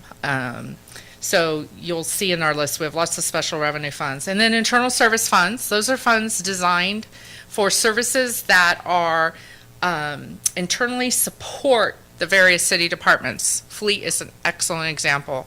Our fleet department, they service all the vehicles on the equipment that they're able to, not the large fire engines, but the equipment they're able to service and maintain. That's done by Fleet. Fleet charges out their cost to the departments. So that's the same thing. The rates are set at the cost of service. There's no profit. There's no anything like that built in. It's just to pay for the actual cost of the fleet station. So does anyone have any questions about the types of funds? We also have trust and agency funds. Those are more, and debt service funds, which are specific to, obviously, debt service funds specifically to pay debt. Does anyone have any questions? No? Okay. So for fiscal year 17-18, I thought I'd start, we're going to talk about the general fund first. That's always the most interesting for everyone, because it can be used for, the funds in the general fund could be used for any purpose as the council sees fit. And so you can see here, we have the actuals for our general fund revenues. They're by major source. And obviously, they can be broke down more, but we group them for presentation purposes and financial statement purposes. You did receive, in your packet, there was a 36-page document that showed the general fund and actually broke down by account. And we're going to go through that page by page. I'm just kidding. So anyway, I just want to see if everyone was still awake. So you can see here, so we have the last 5 actual years, and then yes. I think our city manager has some. I want to apologize. You're on a roll, Kelly. I don't mean to sidetrack you. The arrow. Are you going to get to the? Yes. Okay. Yeah. Okay. Sorry. Yeah. The arrow, what happened in 15-16. But yes, so we have the last 5 actual final years that have been audited. That shows you the general fund revenue, the totals. At the very bottom, you can see the percentage of growth over the previous year. So you can see that up till, unfortunately, we were on a roll. And then after 16-17, we've had a few bumps, and for 17-18, and so we've only showed right now that our growth over 16-17 is 1.6%, under what we had originally budgeted, and we'll go into that. But yes, there in 15-16, a property was sold, and that is the actual proceeds from the sale, and it was 900 North Palm. Is that the right address? Yeah. And so we kind of show it as, I mean, it's sort of yes, it was a revenue to us, but it was sort of a one-time thing. We didn't want it to distort forever. That, made it look like, yes, that year was a good year, but that was because we sold 900 North Palm one time. Does anyone have any questions about the summary? Okay. So here we have the revenue and the expenditures, general fund by department. So the revenue, once again, shows how the budget was originally adopted. We adopted a 2-year budget on June 13th of 2017. It was covering fiscal year 17-18, 18-19. The budgets were adopted based on the best available information at that time, which, if we knew then what we know now, which is the case with a lot of things. But anyway, it was built to the best of the ability at the time with the information that we had. And you'll see in 17-18, we actually ended up, we collected 99.5% of our revenue in total. Yes, our sales tax was not what came in as projected, but our property tax picked up the difference. So when you look there, out of 38 million that we were anticipating, we just fell short of that by 183,000 there. So if you can see that at the top, that's not, I know it says 100%, it's really 99.5, but, and then on the expenditure side, when the budget was originally adopted, they were projecting a deficit of the expenditures being over the revenue about 168,000. The budget had been amended multiple times, and you can see there that after all the amendments that there was a projected $1,343,000 expenses over revenue. There was really no new revenue, that was identified to offset those expenditures. And so we were projecting 1.3 that we would need to utilize our reserves because there's no revenue current revenue to cover it. Then you got to take it out of the reserves. So we actually ended up a little bit better than we projected. Sorry, it's right there at the bottom. It's $1,235,352. So our revenue felt slightly short, but the departments slightly underspent. In total, we spent 99% of the 39 million. It was 39.5 million that ended up being budgeted. We spent 39,213, the departments in total. Some departments were under, some weren't. So does anyone have any questions about, I don't anticipate that these numbers will change. Like I said, we made all the adjustments and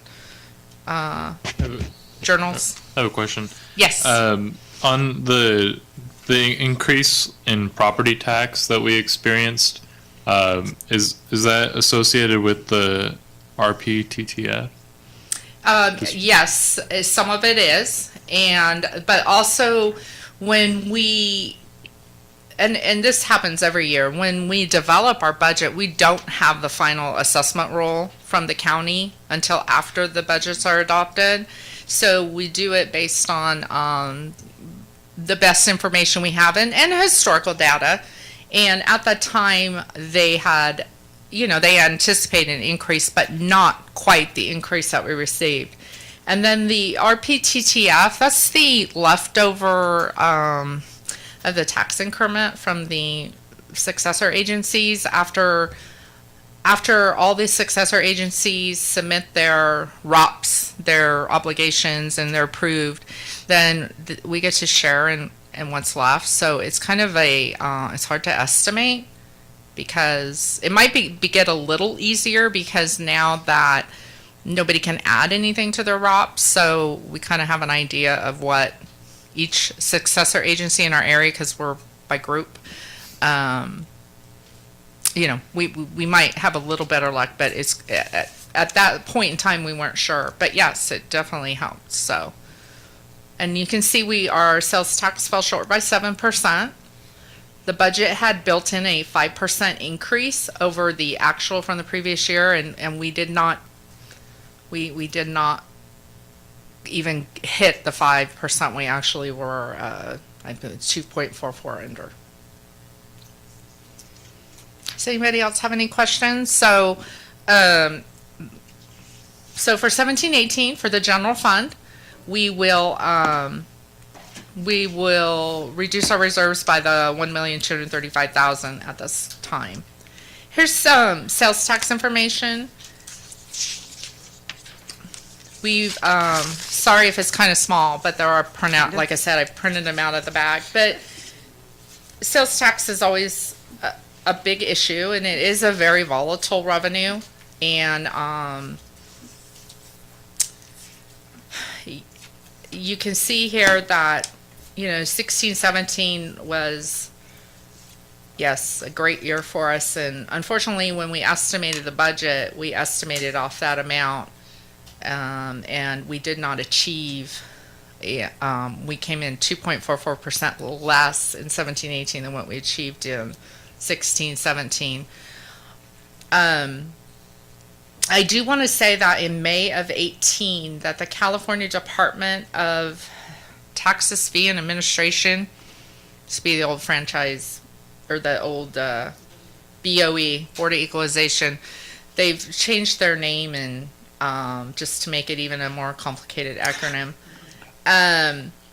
They put in a brand new receipting system for the people that report sales tax. And at the time, they didn't convey too much information to the agencies. And then later on came out when everyone's numbers were really below, said, oh, by the way, we have a whole bunch of unprocessed returns. We weren't able to get to them and we're having problems. So now they have stated that they've caught up. The problem is their new system that they have, their new reporting online system, they can't tell us from what quarter the receipts were originally from. They just give us our amount and say, here's your portion. And some of it could have been from prior quarter, some, So we've worked really closely with our sales tax consultant. They worked really close with the CDTFA, and they came up with, between the two of them, because the state didn't come back and say, hey, we're not the only agency. They were agencies screaming all up and down California about this. And they came back and they gave us some really good estimates of what we received in the quarter after for them, it's the second quarter of they go by calendar year, we go by fiscal. They came back and told us these are what we believe are to be, and they looked reasonable. So we went ahead and we went with our estimates. They looked reasonable. Our sales tax consultant had a few comments. I am still holding out hope that there might. And once Christmas, we do not have our final Christmas numbers. We will have them in April. I'm still holding out that hope that there will be some more of the receipts that really were for previous quarters. So we'll see. But I'm holding out. I'm holding out that hope. So the state has said that for Christmas that the receipt sales wide in California is up 5.1%. So that's what we're hoping for. So does anyone have any questions about the sales tax? Any questions? And actually, it is open to the public. So Oh, yeah. I'm sorry. I apologize. Anybody wish to speak? Okay.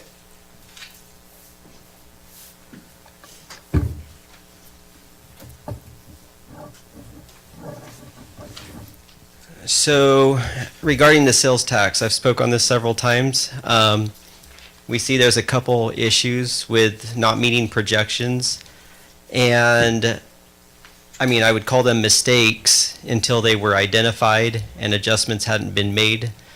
But I think what needs to be told to the public and also considered for any kind of a projection is one of the amounts that we saw with the revenue was a building sale.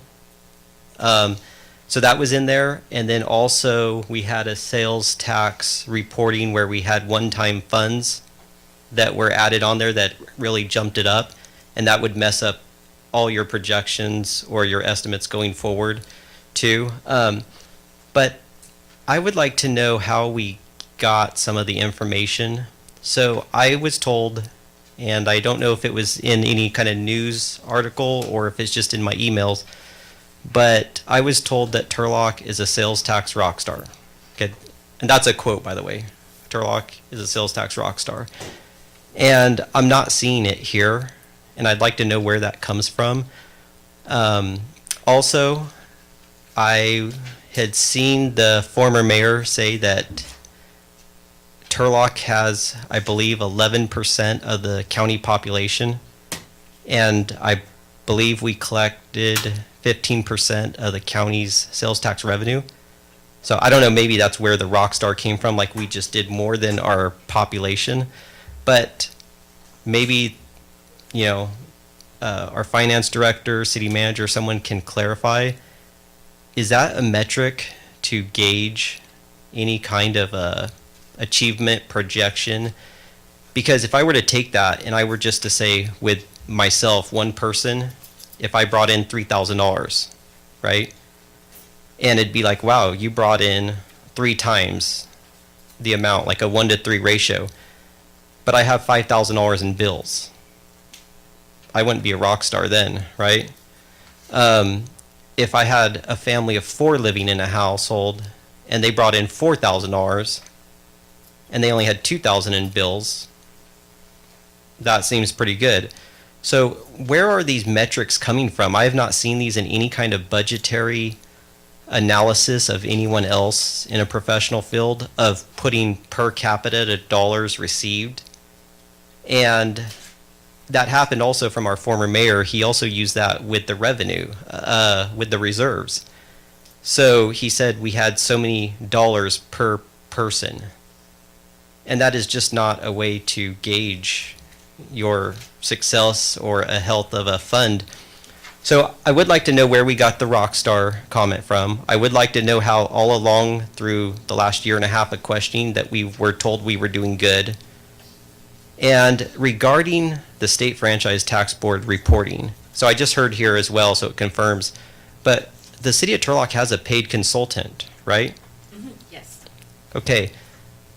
A paid consultant cannot figure this out. I could just sort of have a little possible solution to figure out what we're missing as far as what payments were lagged.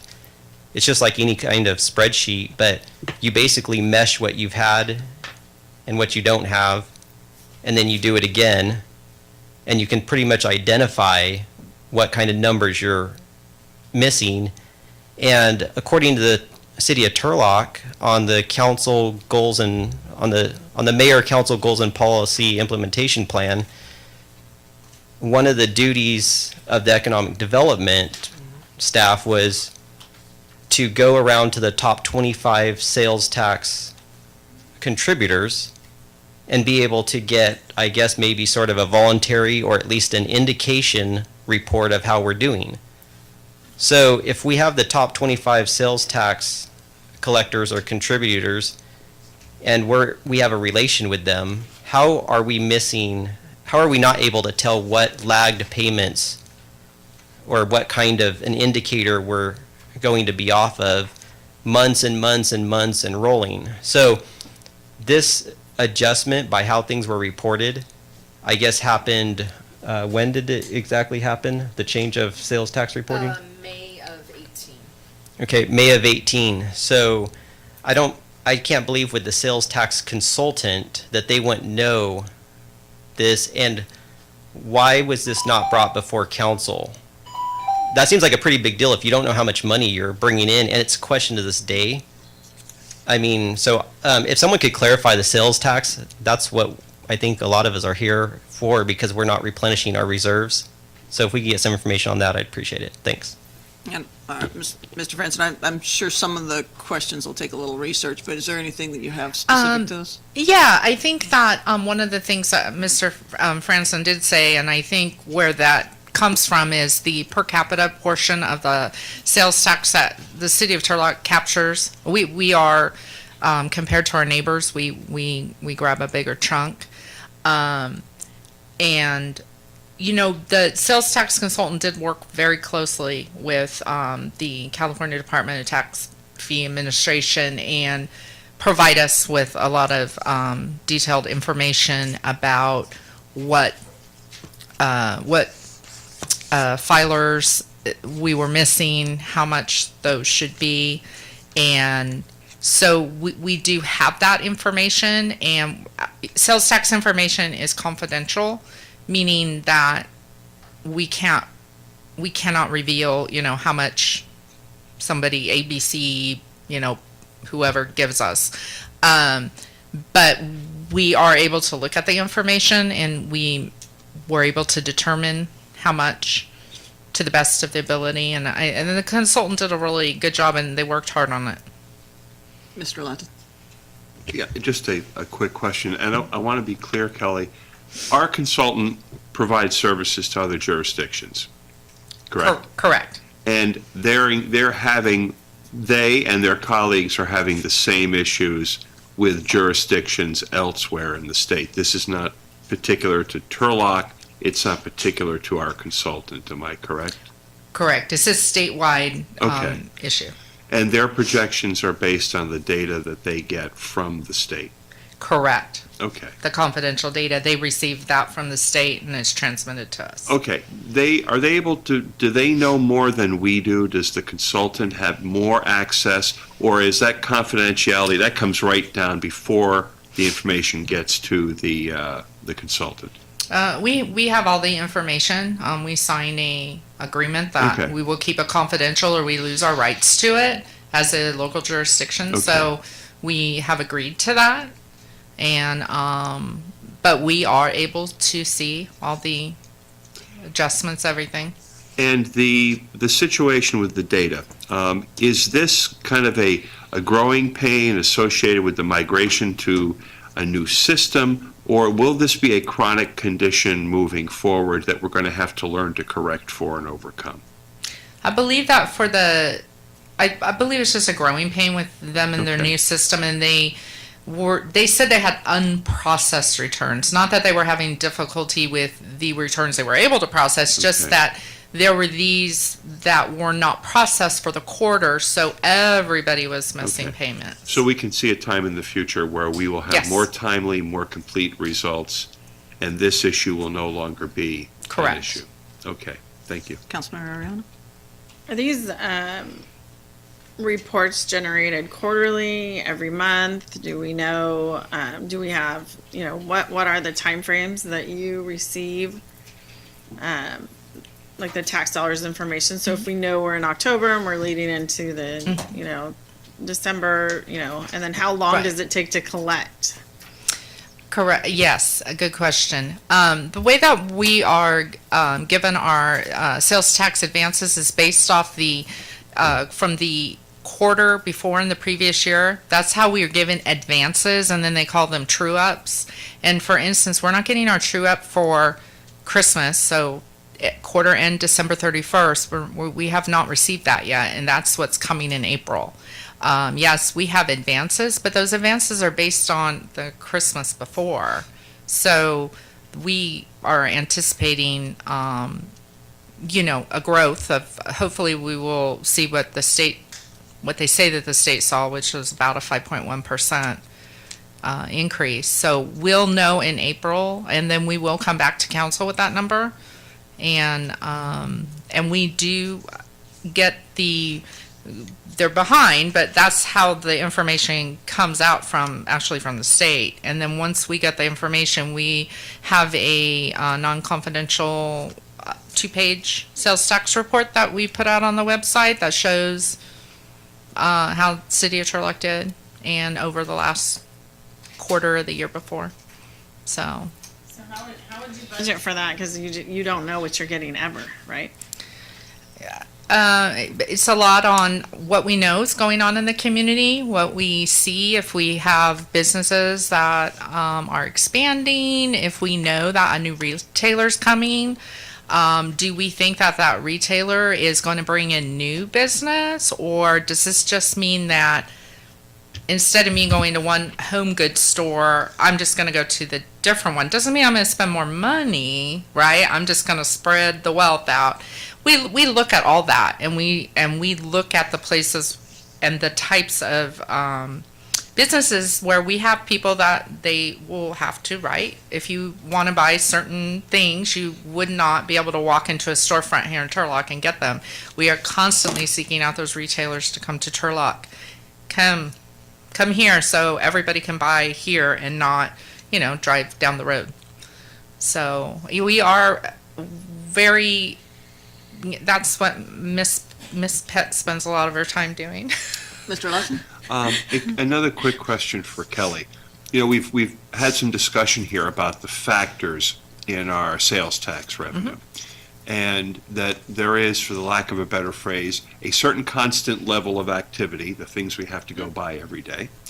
And then there is special activity, large equipment purchases, construction. Now, that section of the sales tax we receive, that's identifiable to a certain degree? Yes. Okay. Is that the kind of thing that we should track separately from let me make the distinction between non-recurring or uncertain revenue, like those particular equipment purchases, as distinct from our ongoing sales tax activity? Would it be prudent for us to track those two things separately and perhaps not appropriate the entire amount of that non-recurring revenue, but lay it aside as in a stabilization fund so that we kind of equalize the actual general fund? Yes, in the ideal world, yes. The problem is we can't balance our budget without what we just estimate our sales tax to be. I don't disagree with that, but there are 1,000 different ways for us to balance our budget in a given year. But that doesn't make our job any easier than next year. Right. It makes it harder. So there are going to be some things that would may result in quick applications or infusions of cash, but would be detrimental to our ability to reproduce those results in future years. So, I mean, I think you as a finance person, I would kind of anticipate you would say, good idea. Great idea. I understand that it has been a challenge in prior years to apply good ideas. I think this may be our best opportunity to consider and apply and request support for good ideas like that. Definitely. Thank you. Yeah, great. It's a great idea. Questions? Thank you. Okay. Does Mr. Franson, I can get you more information on, but I do believe that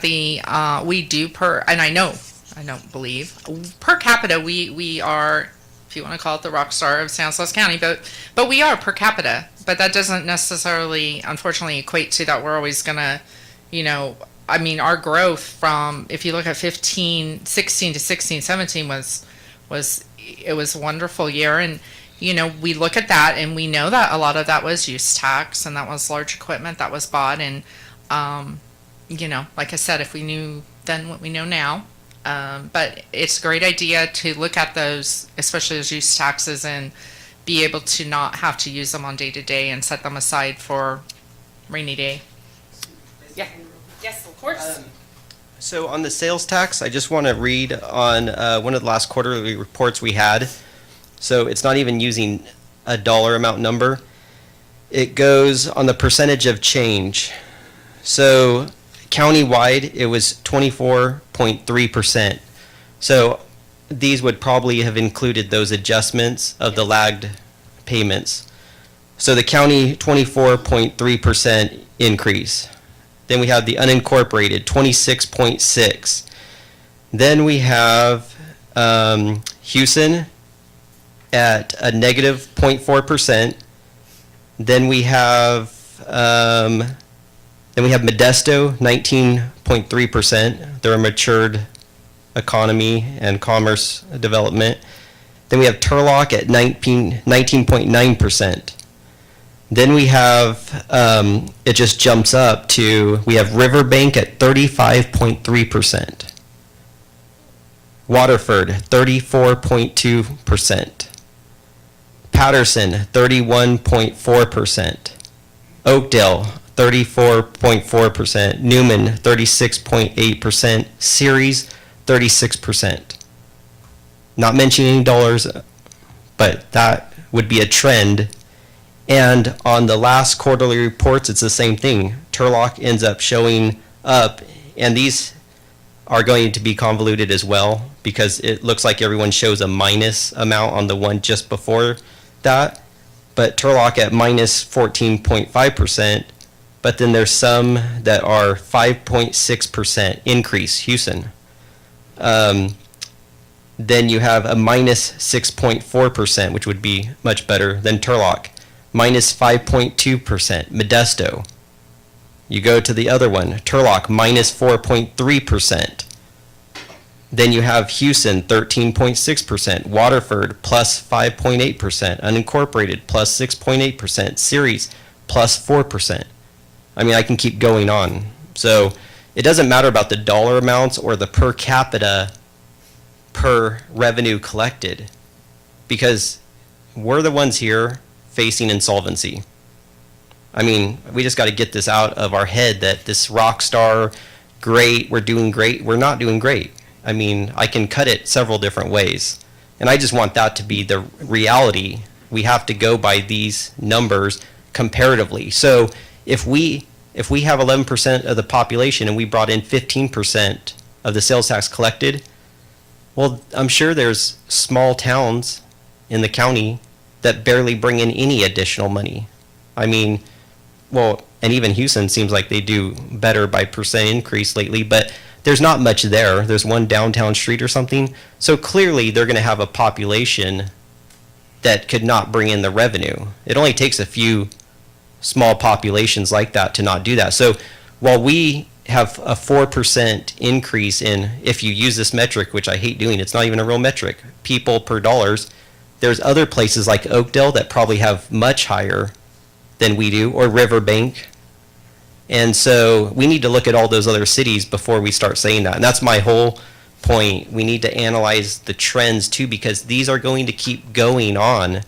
So if we have trends that are down and down and down, and we have projections that are not down, even if they're flat, you're going to create a bigger gap. So trends do matter for projections. Thanks. Thank you. General funds? Yes, yeah. And those are, what Mr. Franson was reading, those are cash receipts, meaning just when the state processed them, no relation to what quarter they were for. And that is a problem, because the information right now, the general information is very distorted. You have to get down in the weeds and get out what are late payments and what quarter they really belong in. So, Mr. Lutton? Thank you, Madam Mayor. I've just got another couple of questions for Kelly. I want to help. I just want to try and clarify, because we've discussed projections. Now, we've got a firm, a consultant, that provides us with recommendations for budgeting our sales tax in the coming year, correct? that's correct. And they're a big black box. They got lots of wheels and gears and levers, and we don't necessarily need to know everything that they do or how they do everything. But tell us, what kind of information, what kind of choices do they provide the city with to make? Like, okay, this is what we project, or this is what you should use. What do they give us? They give us one that is I believe it's called least likely, which, and then like a most likely, and then the best. So they kind of give you like an option, one that is extremely conservative, meaning that it would be really on the low end. The most likely is what they most likely would see happen. And then there's this real positive one. And unfortunately for 17, 18, 18, 19, it was actually even above that, that the city chose. So it was of no fault of our sales tax consultant, and that will not be repeated in the future. I really want to come back to that. I want to underline it, and I want to put it in bold type. If the budget adopted by council for 17-18 and 18-19 had followed the most likely projections from our sales tax consultants as we had in the past, would we have underperformed in actual receipts, or would we have overperformed in actual receipts? We would have been much closer Okay. than the 14.7. I believe they had us at like 13.8. Okay. And we had 14.7 for 17-18. Yeah. Okay. And even more so in 18-19, they had us at barely I think not even 14, and we had 15.7. Yeah. All right. I just wanted to make clear that Yeah. staff will be prudent and adopt the best practices in making their revenue recommendations. It's always a disappointment to not hit the mark, but when the playing table is tilted away from you, it does kind of take away our ability to respond. Thank you. Okay. So we can see our famous bar chart here of, I'm sorry. At fiscal year 17-18, where we will find ourselves with our reserves, which is Fund 110 and 111. And so we opened the fiscal year 17 at just over 11 million, and we'll be down that 1,235,000 to 9.8. So, anybody have any questions on that? And the bar, correct, we're still sorry on 17-18, yeah. So the blue is the restricted, and here we go. So the blue is the 7% of the general fund appropriation shall remain on deposit. That's set by Turlock Municipal Code Section 3-3, 201 through 205. If we go below the 7%, there are specified purposes for which that reserve can be utilized. It requires a public hearing and 4/5 vote of council. And that's going to be important as we talk about 1920. We also have a resolution that was adopted in 11 that establishes the minimum general fund reserve at $6.5 million, and it includes the amount specifically required under ordinance 781, sorry.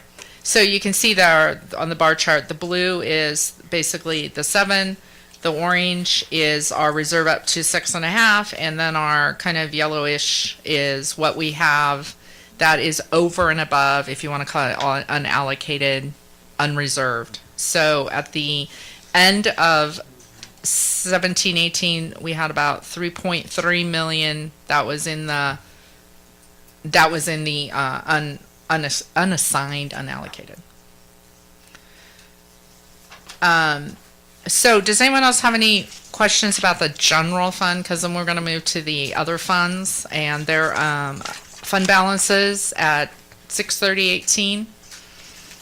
Actually, how about we take a 5-minute stretch your legs and do Yes. that? All right, we'll have a recess real quick.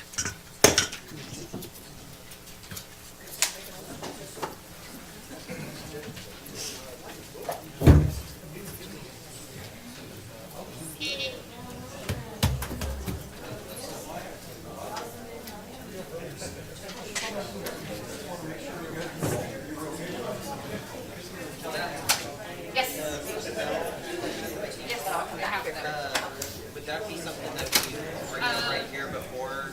I have the numbers for you, and if you want them, and then what I was thinking about doing is making like a pie chart. Probably we're live. What did I? This is all based on 18. So we're at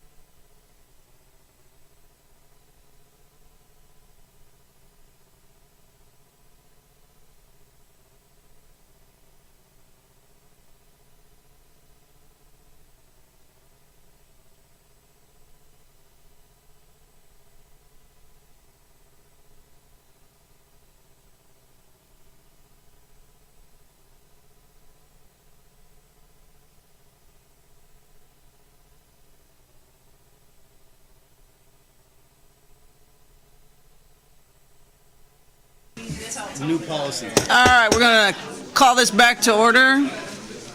I believe Ms. Jacobs Hunter is still up to the bat. I'm sorry, got you with your mouth full. I did that well. What are you snacking on? What do we got? Sarah gave me a lifesaver. Oh, Sarah. I have life. She has dinner. She has dessert too. She has gum as well. Whoa. All right. Okay, so here you move. So, before we go on to 1819, we can look at the other funds, the non-general funds for fiscal year 1718, and how they started, and then their actual revenues received, their actual expenditures, net transfers, and then what we see as the unaudited balance at 6/30/18.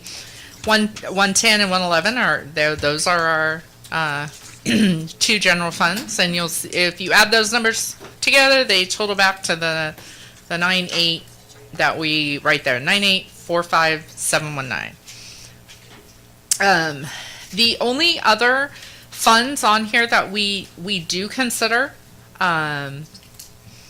general fund, because they are not restricted, is the Fund 110, 111, the 113, 116, some of it is and some of it isn't, but it's for public safety, which is in the general fund, but we like to make sure that we're accounting for it, that it's all going public safety. And then Fund 120, as I mentioned earlier, there is, by council action 3 years ago, there were funds set aside.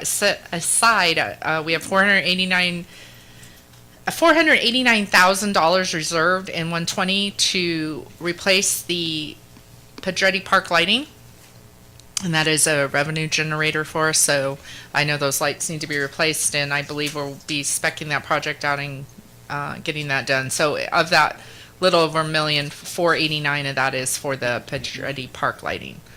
All the other funds, 200 down, are all special revenue, enterprise funds, internal service.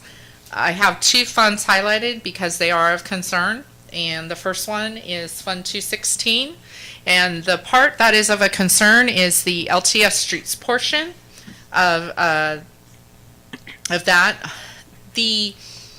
In the staff report, I do talk about, and even back when they developed the budget for 1718, 1819, at that time, StanCog had not completed their vote yet on whether they would be using all the leftover LTF for future transit projects, and they did vote for that.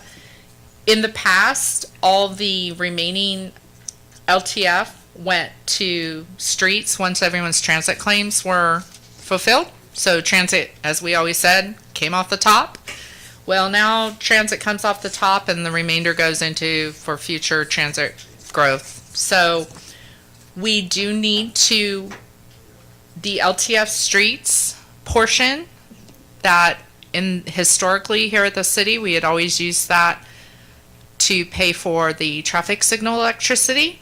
So as you drive through the traffic signals, we get electric bills for all those, for their maintenance, and for street lights outside of the assessment districts. We paid for their electricity and the repairs.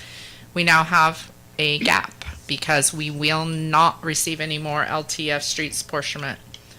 So we will be coming back to council in next month and making recommendations for how we can fill that gap without hitting the general fund. And one of the options is SB1. Those are eligible expenditures, and so we will be asking council to consider that, and we will be providing information, and we'll see if we can come up with any other options. But this not only affects fiscal year 17-18 at close, this affects 18-19 in all future years, because the LTF streets is not coming back. StanCog voted not to give us back at all. Correct. Like for future. So Correct. that's off the table, period. Correct. Okay. Yeah, and we had a vote on there, so, Okay. yeah. So unless that changes,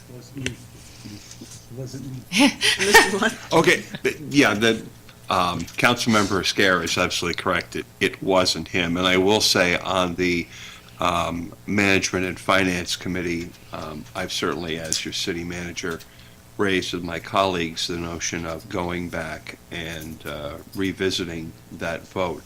It is not necessarily a popular or achievable goal given the voting system and the lineup at Stancog, but we will continue to advocate for that because of the impact it's got on the city's general fund. That was just for Turlock, or that was regionally? As for regional. Okay. So all the member agencies, the remaining LTF portion will be reserved for future transit projects. We can get that information out to the minutes from the meeting. But I mean, it was money that we were able to use locally for streets, and it filled the need. So now we are going to have to find funds that to pay for those items. It's important that signals work when we drive through them. Does anyone have any other questions about any of the other funds on this first page? I broke it in half because it was a long page. You got one page in your agenda packet. All the others, the 215, the only reason why it's in the negative is because those work on reimbursement. We have to expend, we draw down the funds, so we're always a little behind. You know, we have to spend the money, then we draw down the funds. So we have pending claims out there that we're at 6/30/18. We're just waiting for the funds to come back for the projects.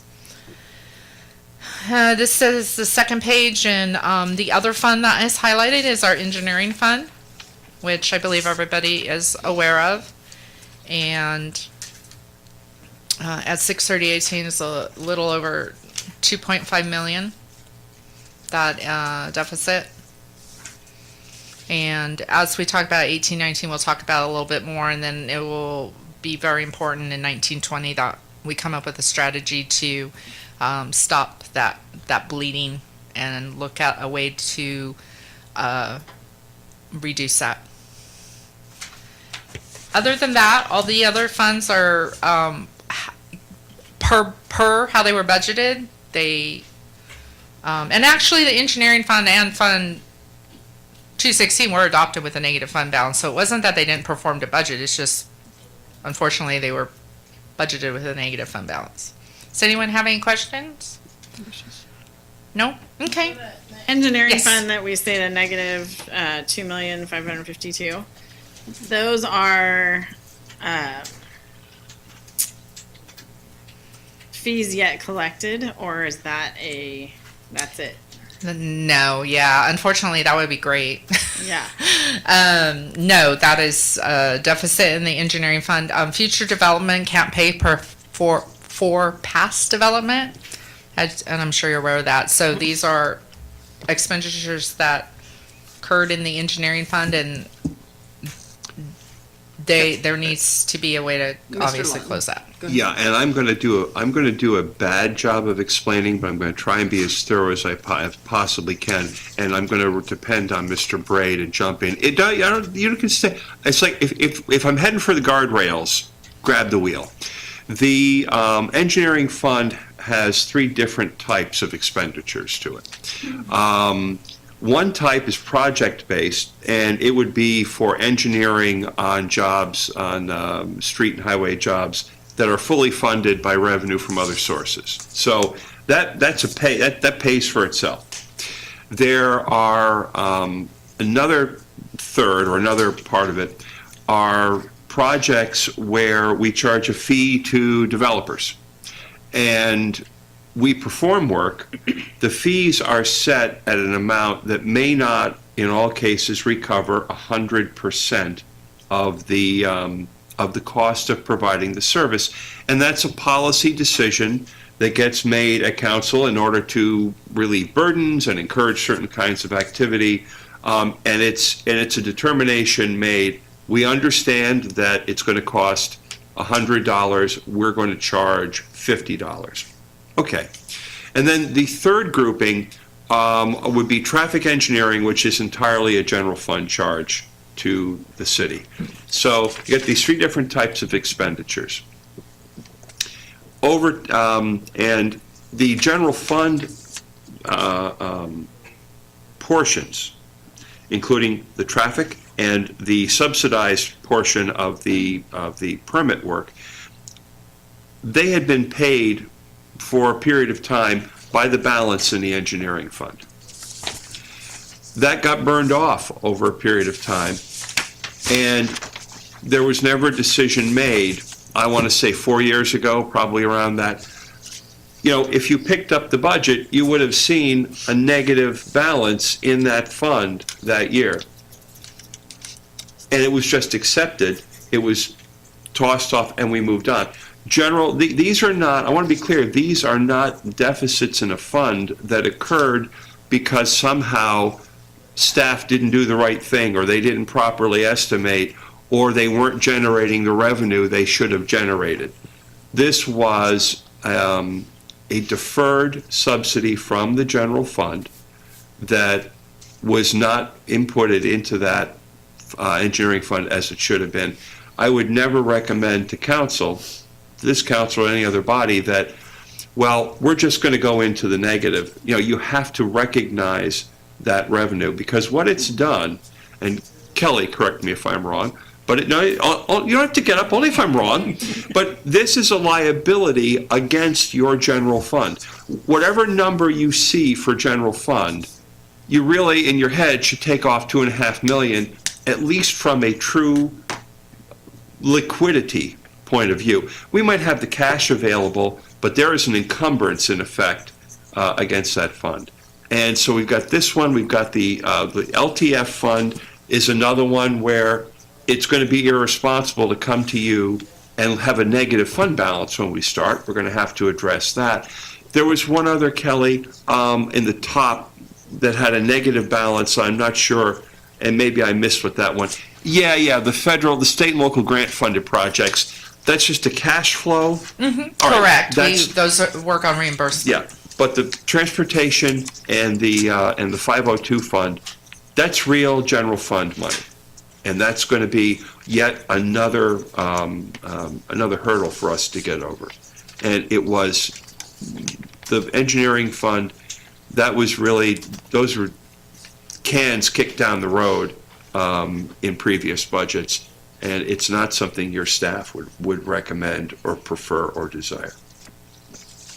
Thank you, Kelly. Okay, thank you. Does anyone have any questions on any of the remaining for 1718? So, I do. Yes. So it says unaudited, which I,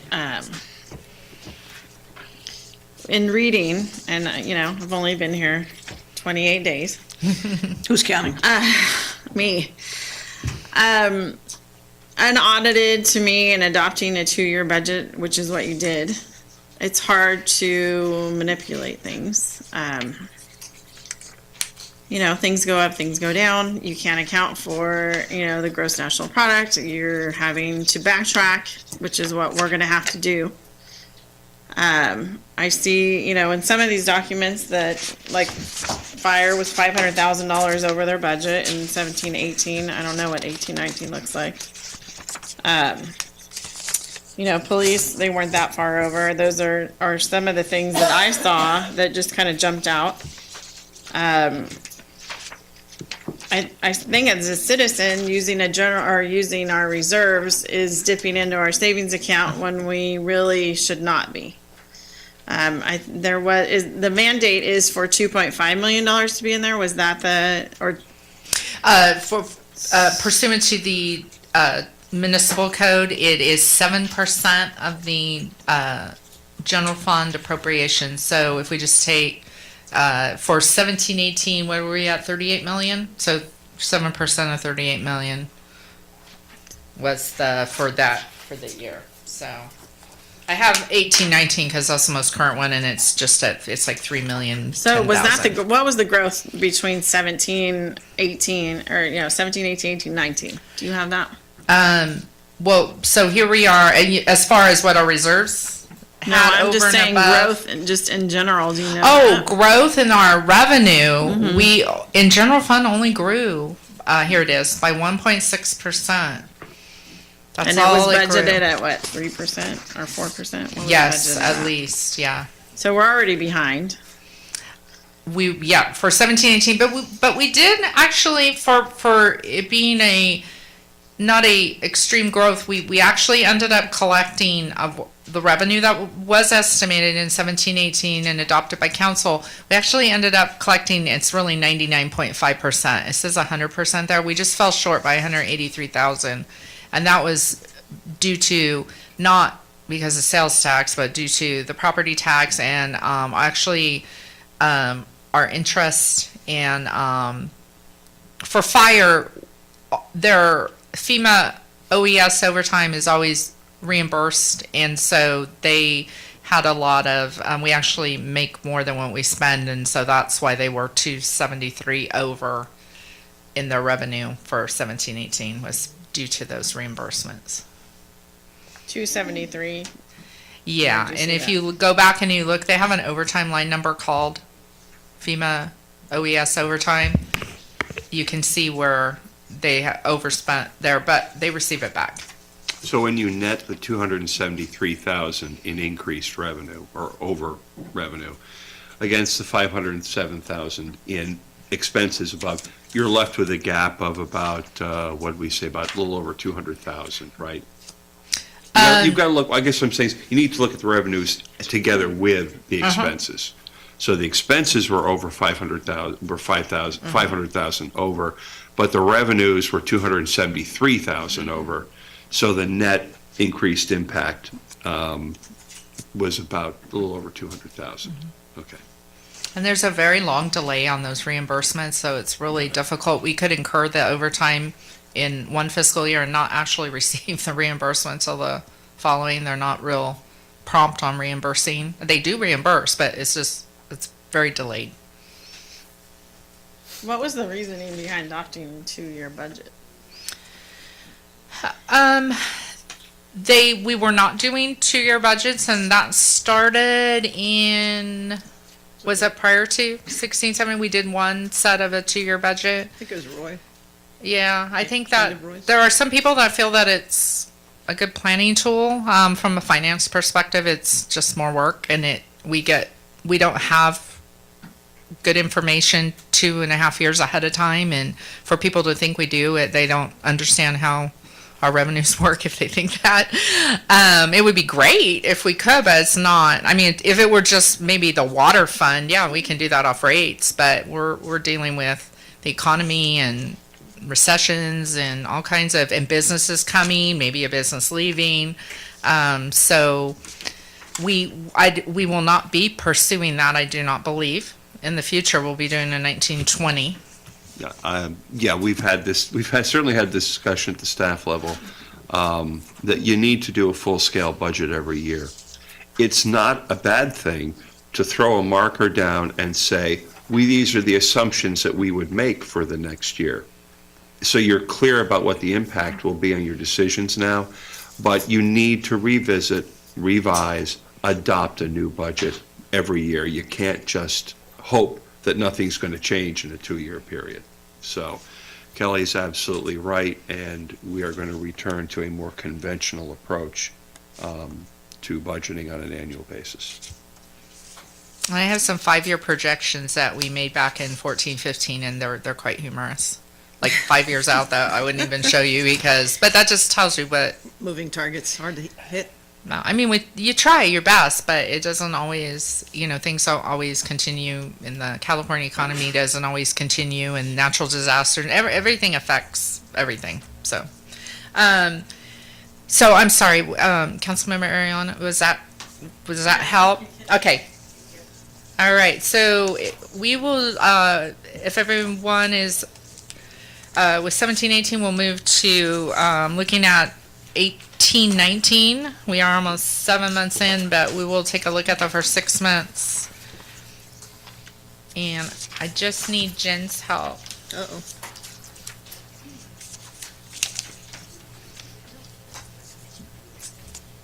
Thank you, Jen.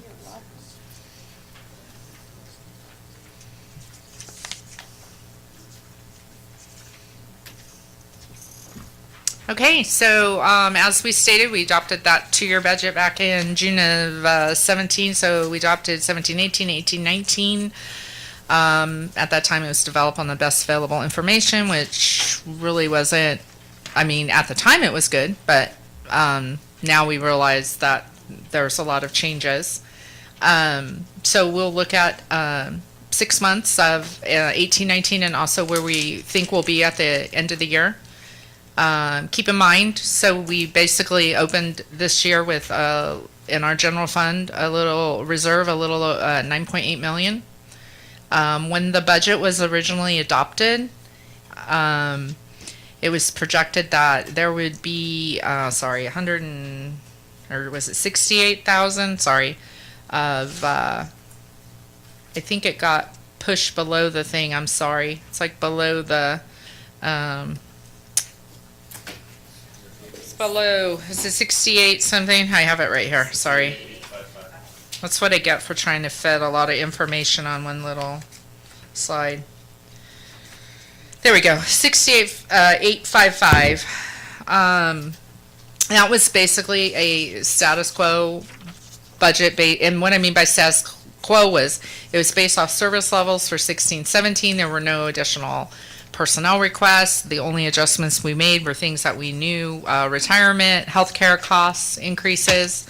But as far as the departments getting any additional personnel, equipment, anything, that there was nothing included in that. Oh, I'm sorry. No, just real. Yes. Thank you. I apologize. I just wanted to wait to be recognized. Really quick. We talk. We use in the budget and some of these discussions the phrase service levels. When we say that, what we really mean is we don't make changes in total personnel allocation. Is that correct? Correct. That the budget and the general fund will absorb any of the increased costs associated with the positions. Correct. All right, so I just wanted to be clear, Yes, that's what it yes, means. yeah. Okay, Yeah. thank you. But as far as like expanding service or additional personnel, then that was not included. We were trying to balance the budget. And, projecting $68,000 deficit, I mean, no positions are filled 100% for 12 months, so we figured we would make it up along the way. So that's how the budget was originally adopted. And then it has been amended, and it has been amended now to reflect that the expenditures will outpace the revenues at 3.8 million. So we will be projecting right now, I have no revenue that is going to be 3.8 million more, or even a fraction of that. That's what we're going to need to use in our reserves to finish out the fiscal year. And if we can come back to this page, but here is a list of the amendments of how we get to the adjustments or the amendments totaling 3.8 million. And the highlighted gray ones are ongoing, meaning they are affecting future budgets. The ones that aren't highlighted were one-time type expenditures, meaning they shouldn't reoccur. And so we're looking at, and that again, sorry, got cut off on the bottom, 3,188,000 are ongoing. Those are new positions, mostly, and also wage enhancements. So I think that we've all seen, we've seen this before, but does anyone have any questions about this? This budget did not start being amended until March of 18. It was basically in one piece till a year ago. Questions? Public questions? Mr. Franzen?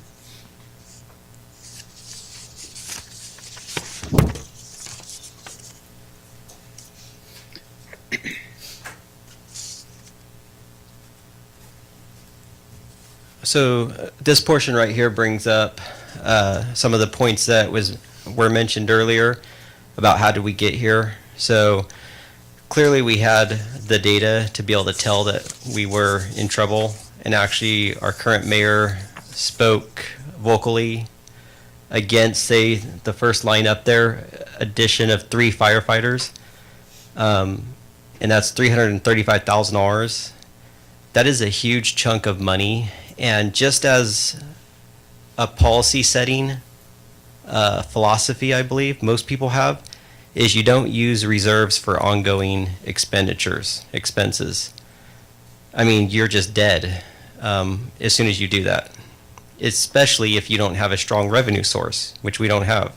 So one of my, I guess, requests and consideration is here, I mean, first of all, to acknowledge that that shouldn't have happened. A lot of those, again, that was during a budget augmentation meeting where people were just coming up here asking for money. And I just got to believe that essentially, I don't know, I haven't looked through all of it, what is a mandatory, but I just got to believe that they all got to get cut. Like, I mean, all those expenditures right there, I mean, shouldn't be going forward. We just don't have the money. And it's worse that we don't have the revenue source of sales tax. And then property tax is, I mean, so far right now, historically and cyclically, probably at one of the all-time highs. So that's, I mean, likely to go down more than way up, I guess. I think people would agree with that.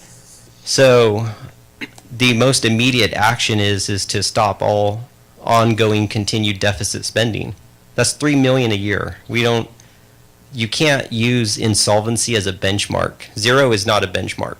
0 is not a warning light. That's like we're done. So I think we're at the warning light right now. And so I just got to believe that trying to balance the budget now, and I don't think that we can continue expending those. And also, just a point too, for some of the newer council members and for the general public, and Kelly got me some of this information that I had requested, and she may be able to clarify in case I actually mess this up, but out of a $43 million general fund budget, $36 million is personnel. Like, those are people with jobs. I mean, so if you talk about $3 million overspending in 2 years, that's $6 million. That's pretty much all that is there. If you go ahead and cut all that, then we're down to basically just people. I mean, if you cut anything besides people, that's the $6 million right there. That's 2 years of all of our reserves totally gone. And you're only at people. And the whole issue with our previous Great Recession budget committee group meetings that I actually have online, you can see them. We spent all day Saturdays here.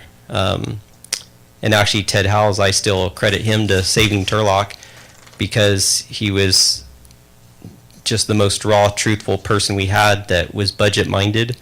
And there was a lot of tough decisions to be made, but they were on Saturdays and all day and for 4 different days.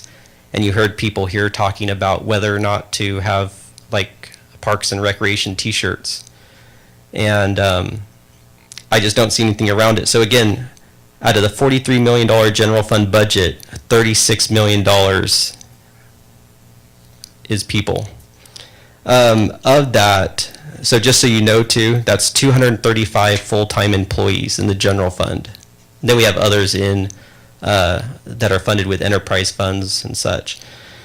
And then also, so you guys know, again, really tough decisions, but I believe out of that, 22.3 million is police and 10.9 million is fire. So that's like 52% of that are police and 25% is fire.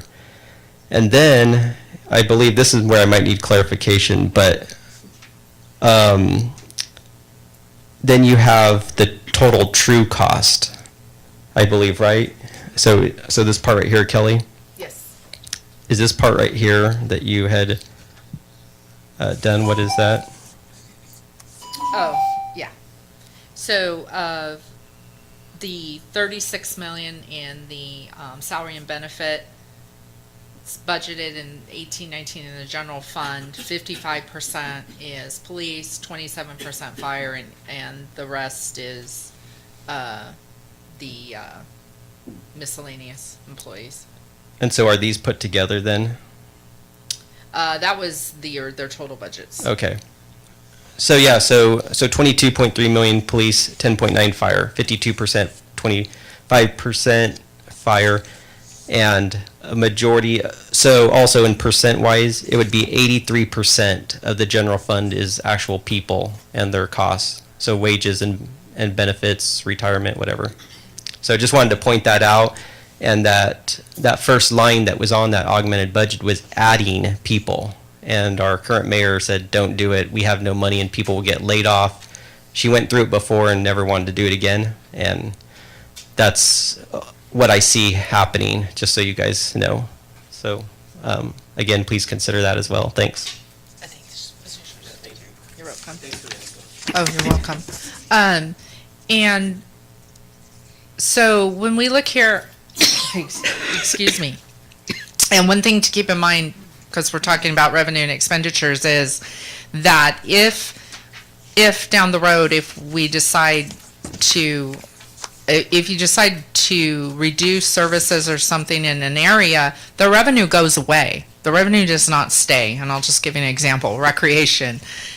If recreation, actually their revenues pay for their expenses. So, but if you determine that, hey, we don't need recreation, which I don't advise, but I'm just saying, the revenue goes away, so you haven't gained anything by some of these. And so if you look here and you look at the departments, when you look at their revenue and then you go down and you look at their expenditures, if you're going to cut their people out of the expenditures, the revenue goes away, because those people won't be there anymore to generate that revenue. It's all work that they do, so, or grants that they receive, or so. I just want to keep that in mind, because I know a lot of times people will go, oh, well, we can just cut this or that. Well, yeah, okay, but then their revenue goes away. You're not ahead. And another thing is, people also need electricity and computers and things. So just to say, oh, we'll just keep the salaries and benefits, well, people need equipment and things to work with. So that's what the other money is, right? To pay for the electricity, to pay for computers, so it doesn't really do any good to have somebody work that doesn't have the equipment that they need to even do their job. So, I mean, I know you guys know that, but just keep that in mind. So we can see here with the amended budget, at 6 months, you can see where our revenue is, and please don't be alarmed that it's only at 46%. The way that property tax and sales tax comes in is it does not come in at January 1st. We have not received 50% of our property tax or sales tax. It's just not the way it's distributed to us. So even in some of our other revenues, most of them we receive after the time period. So please don't be alarmed that we're only at 46%, not 50%.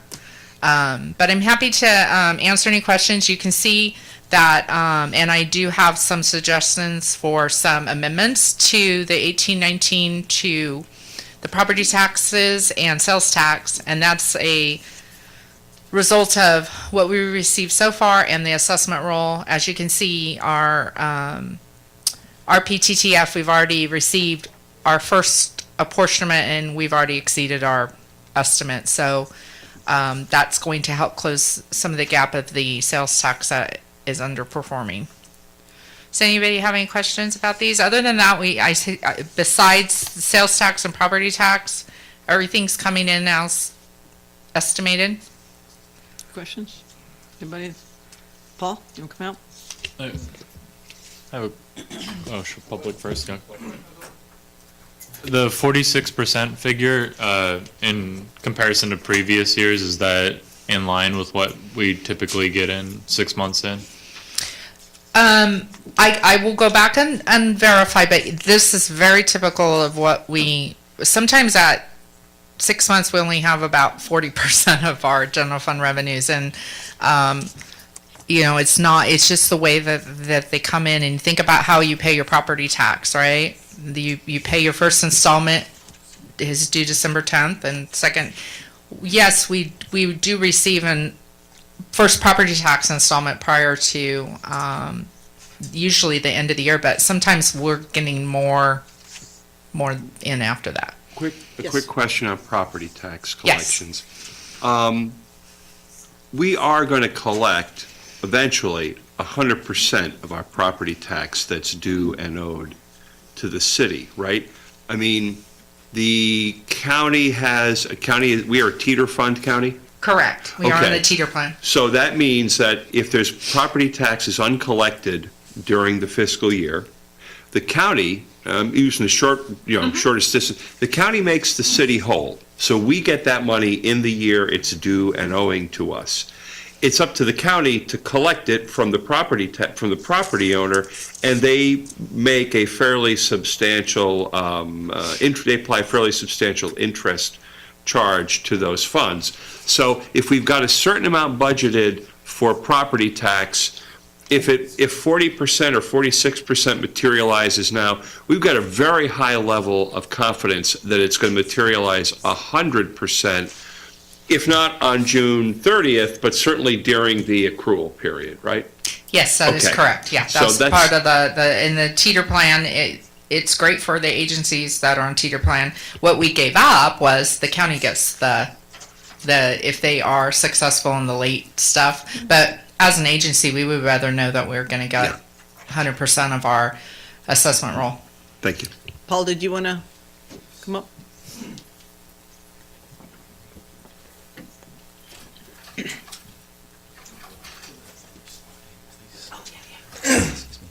Good evening, Mayor, Council. This one? Thank you for your time. Yes, it's just interesting.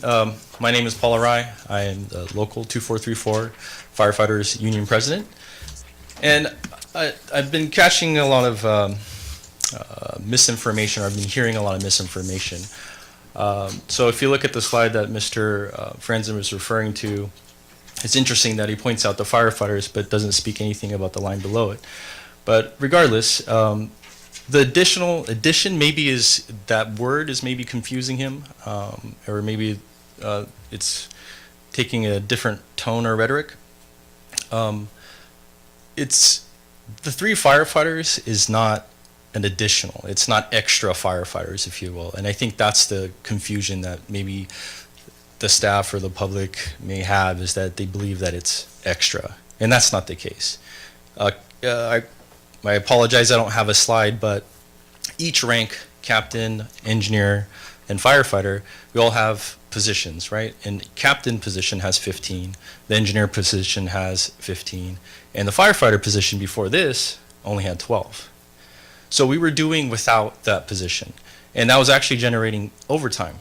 So the cost that we see up there is actually offset by the savings that we receive in overtime.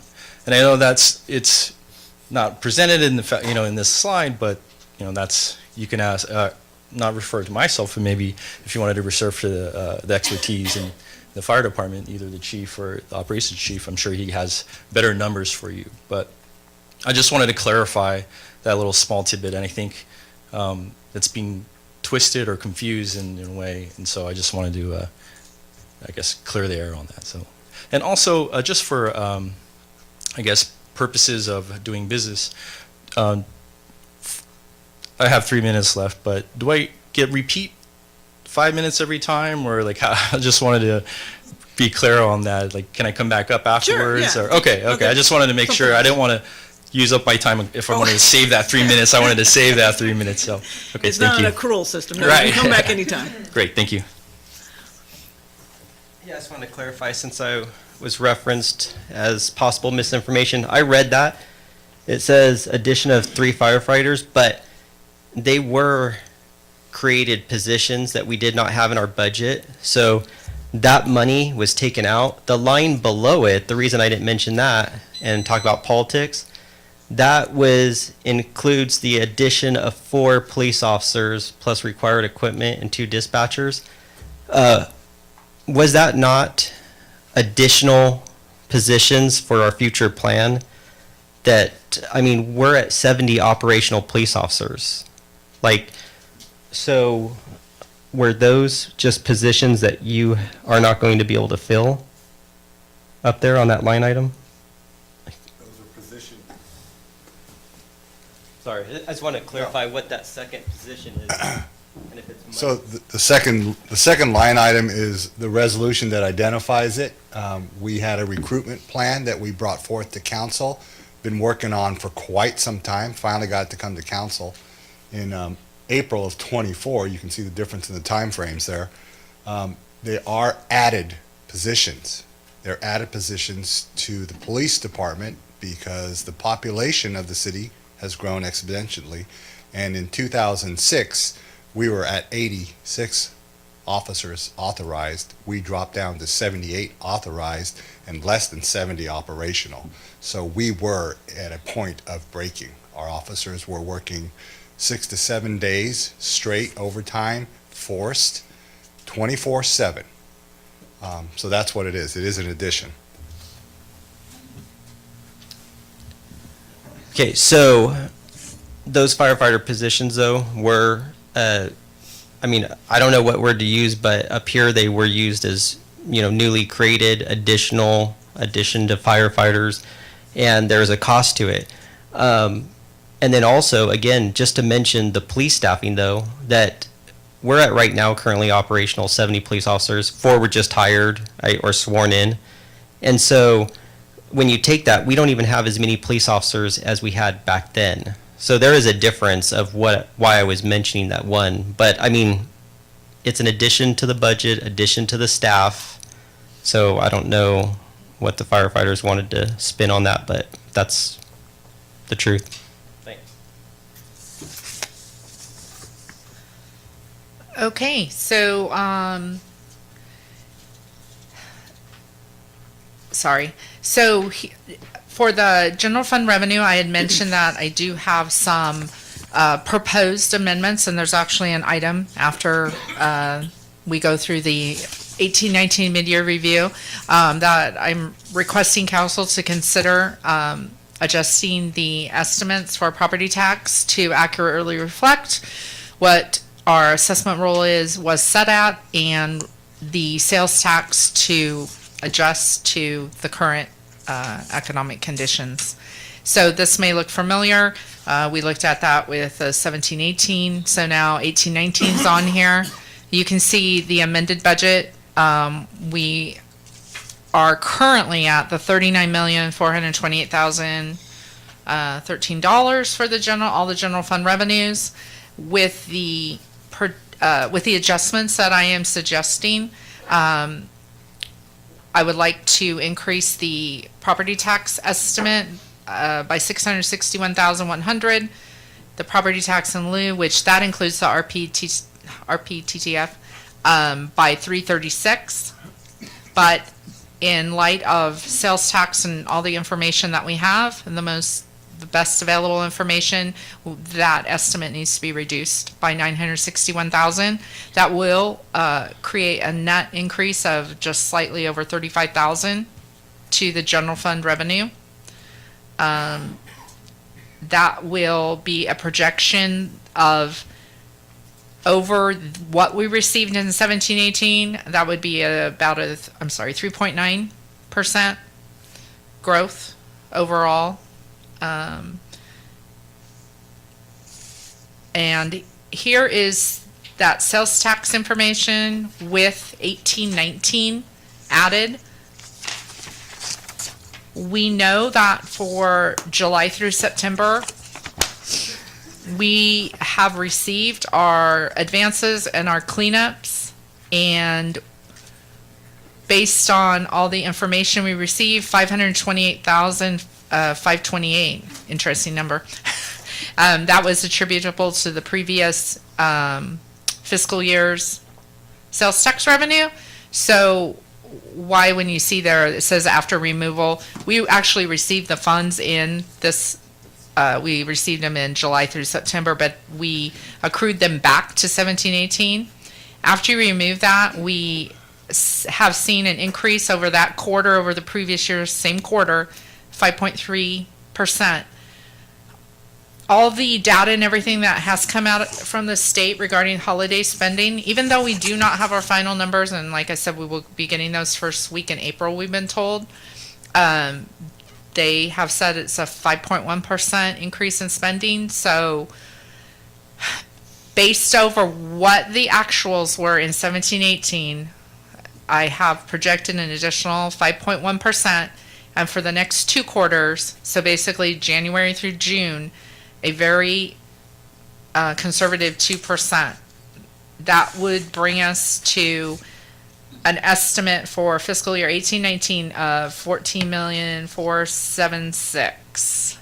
That's how I came back to reducing the 15.4 down to 14,476,597. And I would be happy to answer any questions.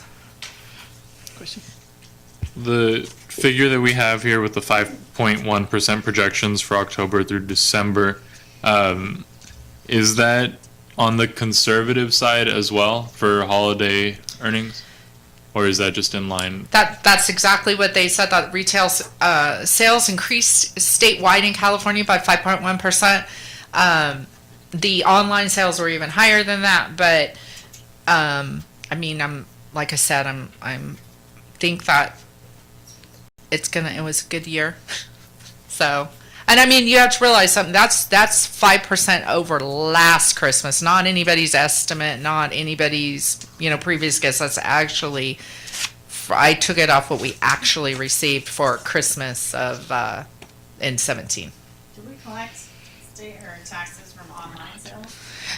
Yeah, we get they go in the countywide pool, but all that, there's all kinds of legislation and things that is in the works that, that's one of the things people are trying to, we're trying to grab more of, or everybody is, right, of what's delivered to your door. We want that.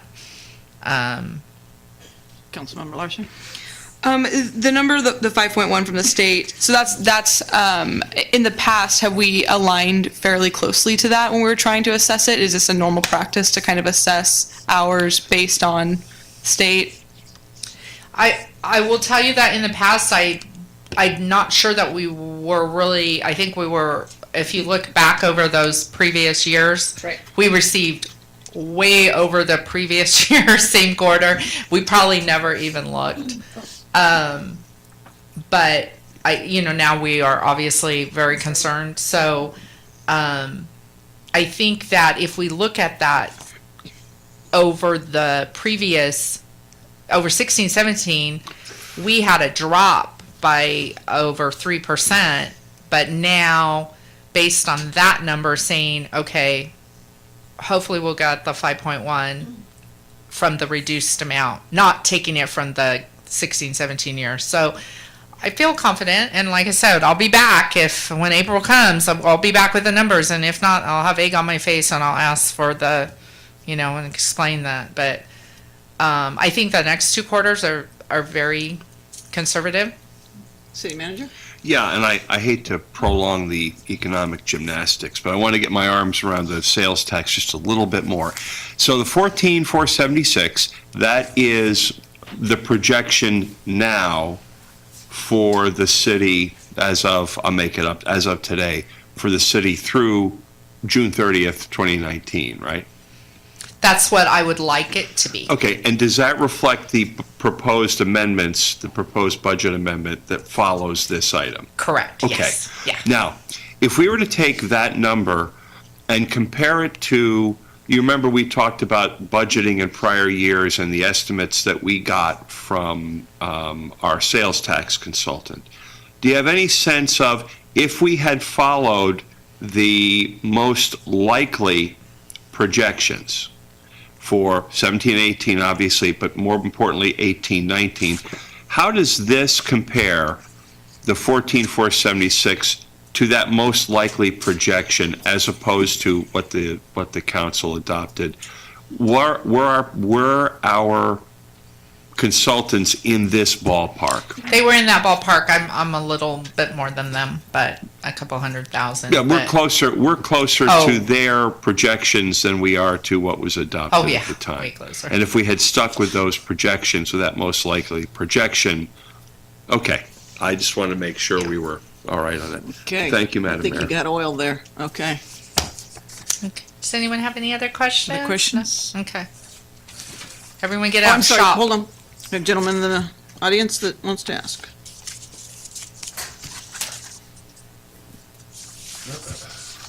Troy Mangrum, citizen of Turlock.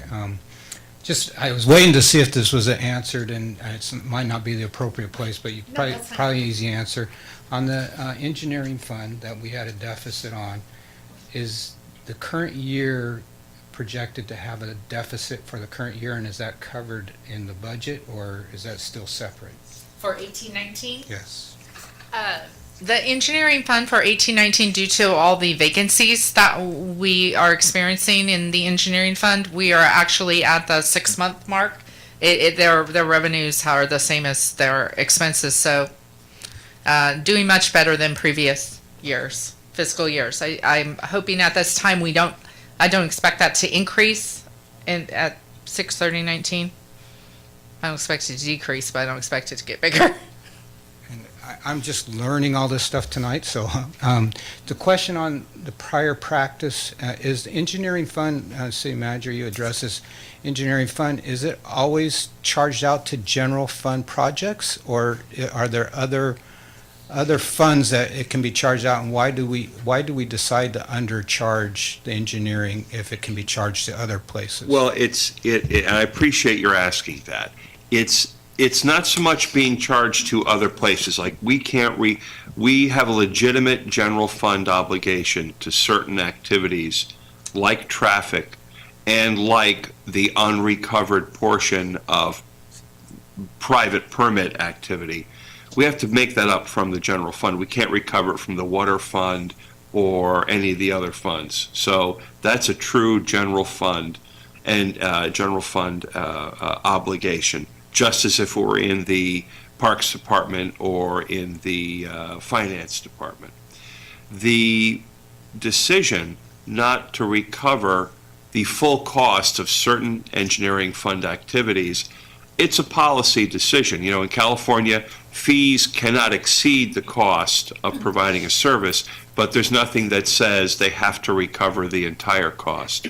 And so when there are fees associated with certain activities that, as a matter of public policy, we think, yeah, we need to have people come forward and have these things done, or we need to have this service performed, or whatever it is, council, or they want to promote a certain kind of activity, council has the ability to say, we've got the report, the consultant says that this activity costs us $350 to provide. We are going to make a conscious decision, and not, we're going to make a conscious decision to charge our visitor $175 for this. It's half of the cost of the staff and the operation in providing it. We will make that up from the general fund. Unfortunately, it's kind of like saying, I will pay you Tuesday for a hamburger today. Unless you make the appropriation in that fiscal year, when you compute the amount that you're going to need to spend to do these things, you need to compute the amount of general fund necessary to match that, and it needs to show up as a transfer in that fiscal year from the general fund to the engineering fund. Let's hope we get lucky and get through the engineering, get through this year without increasing that deficit. But there's no way for us to go and make up the 2.5 million. We can't charge higher fees to make up for fees that we did not collect on in a prior year. This will have to come from the general fund, even if it's over a period of time. Thank you.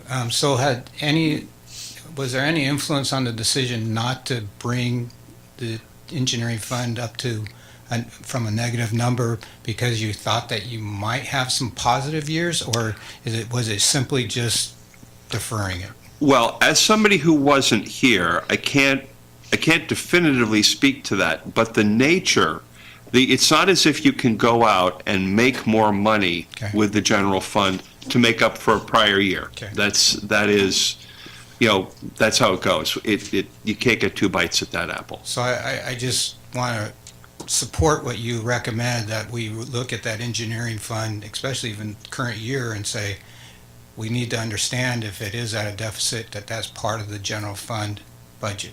And, and my discussions with the finance director, we've talked about that, and it is our hope, and as long as our auditors will go along with it, that we don't necessarily have to replenish it all at once, which would be disastrous for us. But we would need to adopt some kind of schedule, a reasonable period of time to go on a year-by-year basis. And quite frankly, the sad truth is that we're making 49 cents on the dollar now. We moved from 29 to 49, so we're not recovering even 50% of our cost.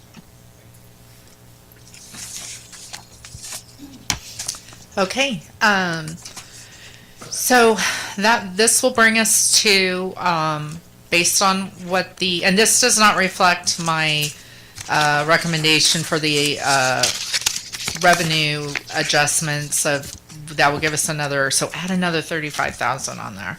But this will show you at the end of 18, we were at a little over 9.8 million. Unfortunately, at the end of 19, here in about 4 months, we no longer have any of our yellow left. We're actually into our 6.5 million. We're down at 6 million. So hopefully with the extra 35,000 will be, but another thing is this is not, the fiscal year is not finished yet, and there could be additional amendments or things that could come up. So that's just based off the current budget. And then if you are in agreement with the revenue adjustments that I'm proposing in the next item. So does anyone have any questions about where we'll be in about 4 months? So Kelly, on there you show, up the next page kind of covers our 6.5 million. Correct. So that we might be having to. The 6.5 million that was sent by resolution has no teeth. It just says that this is what the minimum will be, but there was no, there's nothing in it that says if you go below 6.5, you have to do A, B, and C, or you have to declare X, Y, and Z, or 20 people have to sign a petition. It just says this is what your minimum general fund reserve is. So require a forfeits vote? Not until we get to the 7. Okay, when we dip below the 7, then there are things called out for in the Turlock Municipal Code. There are only specific purposes for which you can dip into the 7, and it requires a public hearing and a 4/5 vote. I will get back the details as we develop the 1920 budget of exactly what steps have to be followed. So worst case scenario, when does the state step in? We do a annual state controllers report, which is all our financial transactions for the city, and usually, from what I've seen, I've never worked for an agency that has been under watch by the state, but when they get those reports and they look at them and they start to see that, that how are these agencies going to pay for these commitments they made, then they will come in. I think Atwater's under watch right now. Not somewhere we want to be. We're gonna change directions. And we have time. So, but that's from my experience, and I can do some more checking. I've just read about, there's a couple Southern California cities that are also under watch, and I think at some point in time the state will step in and make decisions for you regardless of your wishes, meaning they will adjust your service levels to meet. So either for you or for Mr. City Manager, would it be prudent to get a financial forensic operational audit, or? We get audits every year, right? And so there is that really measures what we've done. It doesn't make much make much of a recommendation about what we do in the future. And it would certainly be a worthwhile endeavor to have somebody provide us with some guidance about the next 2 to 3 to 5 years and give us the ability to weigh some other experiences. I want to be clear about something. Our fate is in the city's hands. Kelly, refresh my memory. We don't have any long-term debt, do we? The general fund does not. Okay. And everything is funded. So we don't have bonds that we have to pay off. We don't have what would be called in another, we don't have first instance money committed elsewhere. Our problems are related entirely to operating expenses and deciding what our priorities are going to be and how the city is going to look and function. That is entirely within the policy direction of council upon the advice of staff and whoever else we bring in. So I want to be clear, we've heard some terms tonight and they are alarming, but we are not irredeemable. But it does mean that we may have a different look for a while. So, I just want to make clear, Yes. we have the ability in our own hands, and Madam Mayor, if, it would certainly provide an extra level of expertise and credibility for actions that we may need to take. Thank you. Thank you.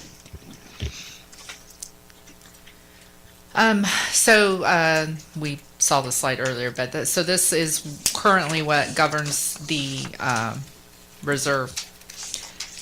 So this is kind of where, down the road, we, just as city manager stated, we have some tough decisions coming because we don't have any general fund revenue streams that are growing at a rate that can sustain our current ongoing operational expenditures. So we had just over the 11 million in reserves at July 1st of 17. We've talked about the fact that at fiscal year in 18 right now we're dipped into them 1.2 million. That brings us to 9,845,000 for this fiscal year end. Right now we're on the path to dipping in our reserves 3.8 million. That brings us below the 6.5.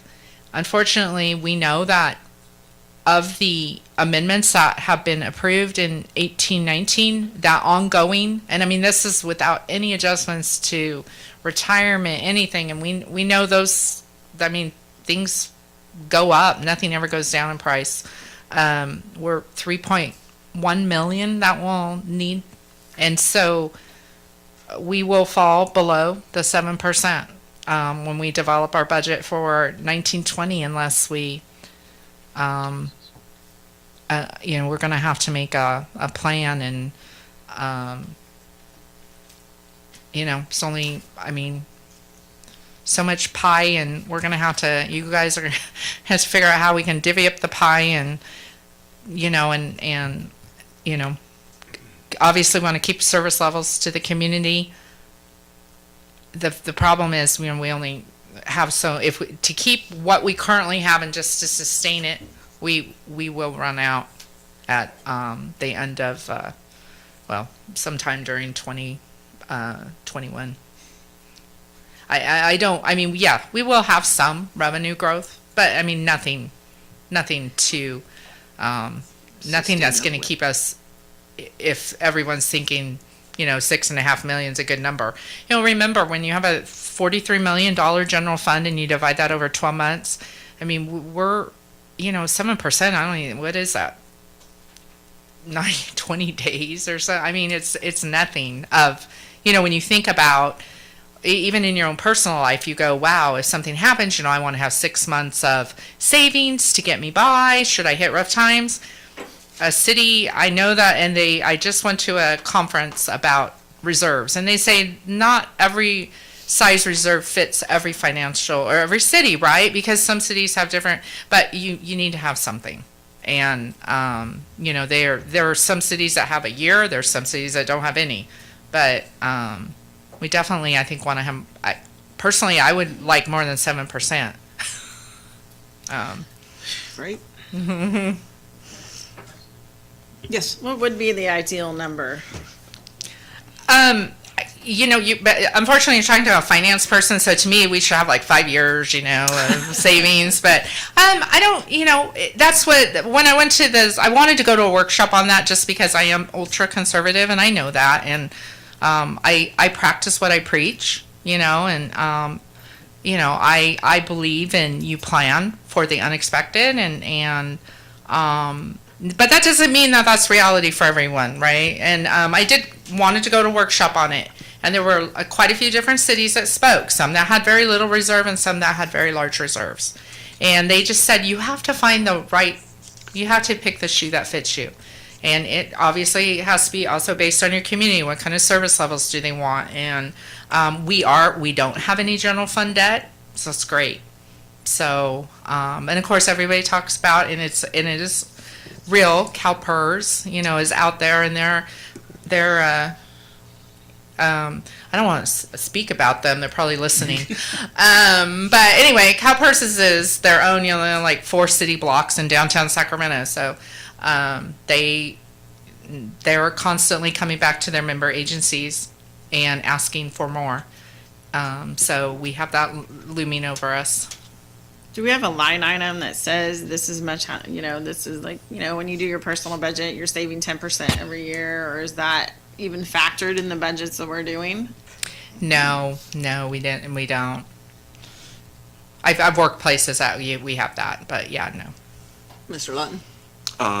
Just a quick question on the reserves, Kelly.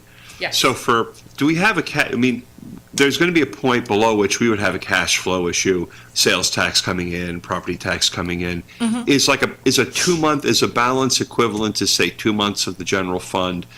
Is that a decent benchmark just to meet cash flow operating needs? Well, we need to remember that when the general fund gets to, we have cash balances we do every month. When the general fund can't meet their payroll, they're going to have to borrow from the water and sewer fund, and that's not free.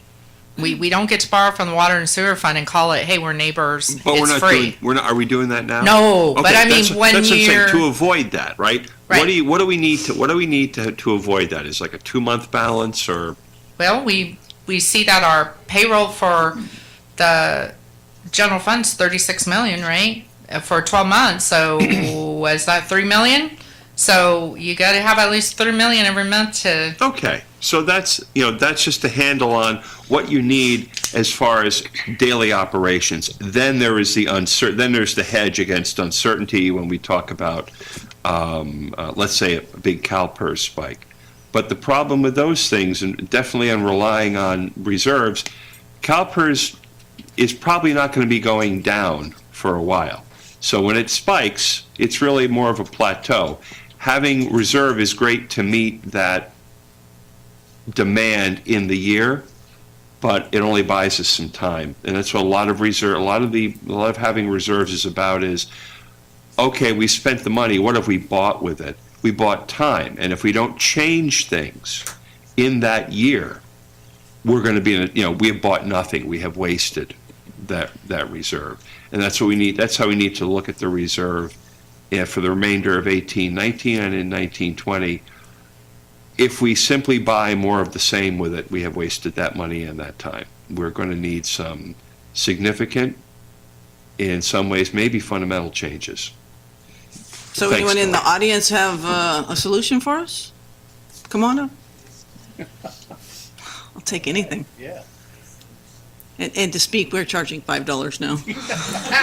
Regretfully, it's not a solution, but I just want to make sure that we have our numbers right. These numbers don't include the engineering fund, correct? Correct.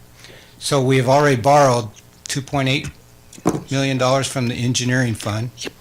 And so if you throw that 2.8, we're not going to have any money by the end of by July of 2020. So just charge more for engineering. Ouch. Ouch. It seems like we are borrowing from at least engineering fund already. To some extent we are, but we are going to let people speak as long as they want, but there's going to be a meter Yeah, right, yeah, we're getting revenue right now. Yep. We'll get out of. Put your credit card out, Mr. Franzen. Keep paying to get tortured. So some solutions. There's one that is coming up that I guess is controversial, but people have on council at least called for it. There's been an ad hoc, which is actually the cannabis. A majority of the polling that I've done with thousands of people seem to be in favor of it. I just confirmed today with the city of Ceres that they are indeed receiving $100,000 a month, and they're capped at a fee. I think it's 5%, and they're meeting that every single month. And so that is confirmed, and they're expecting to bring in. They're already over their expected revenue of $2 million this year, and so you guys know that would be equivalent to doing, I think, $200 million in taxable sales. So that's a big jump. If you want $2 million more, you'd have to have, I think, $200 million sold, I think, because we get 1% approximately sales tax. So I think that should be considered. A ban hasn't stopped anybody from, I mean, if that's what you care about, it hasn't stopped anything. It hasn't, help the black market or help public safety. So I'd say consider that number one. For revenue side, obviously, for marketing, it won't be materialized though immediately. That's the problem with some of this, and that's why the cannabis thing. I mean, I've heard and asked around. We can get it going in 60 days, and be receiving $100,000 a month. So that's one. Branding and marketing, obviously more marketing side. We're a regional shopping destination. You can see we need to do work. It's declining. We used to have marketing for the city. It got cut. There were questions about accountability. I think that's the biggest key. But if we do anything that could help, our industrial park to actually market that like nationally for recruitment, using digital services, you can target market site selectors, CEOs, all these kind of people. So there's that. But for immediately, I still say we got to stop and cut the continued $3 million ongoing deficit spending, and like now. I mean, that should be one right there. And then also we got to look at the health insurance contributions. I did not know this until recently, but I mean, as far as I know, I just asked some people today. I don't know if there's different departments, but the city employees contribute $0 toward their health care. That's unheard of these days. Healthcare has gone nowhere but up. If you look at the city of Modesto, they have issues. And also those things at the bottom of this slide right here, it says doesn't include any increases for, and it's like the little things, CalPERS, healthcare. I mean, those are like massive things. If I could put that up top in bold, that's there. So you have to address the healthcare. We need the contribution. People have to pay into it like everywhere else. And then I really say that we need to look at restructuring the organization. That's a majority of the costs, personnel. I have heard the city manager speak on this a little bit, and I've just heard some ideas, and it sounds like it would be great. I don't know how quick it can actually turn into some savings, but I heard some stuff about, say, like Parks and Recreation recovering their costs and employees recovering their costs. I don't believe that, because we have a $68 million unfunded liability with PERS. I mean, that's like every person in Turlock owing, how much would that be? Like, we have 70,000 people. Yeah, $1,000 a person is what we owe just to fund that. So we're not recovering our costs, no matter what anyone says, fully.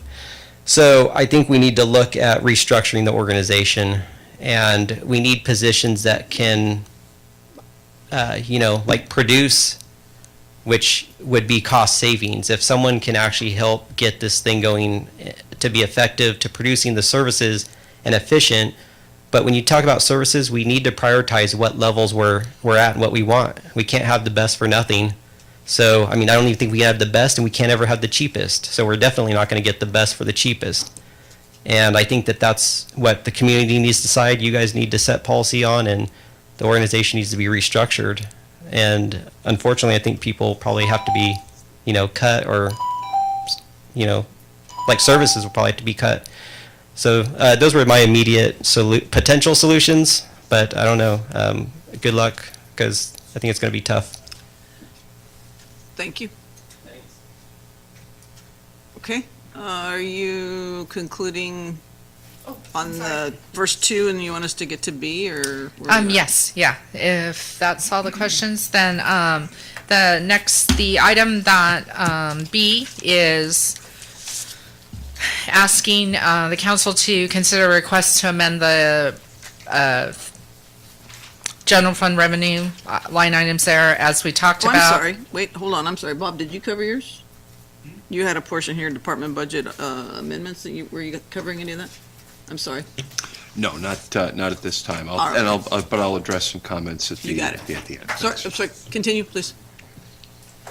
I'm sorry. Go ahead. So, yeah, item B is to asking council to consider the resolution to amend the 1819 general fund revenue budget, the three different line numbers. It would be a net effect would be the increase of just over $35,000 in additional revenue.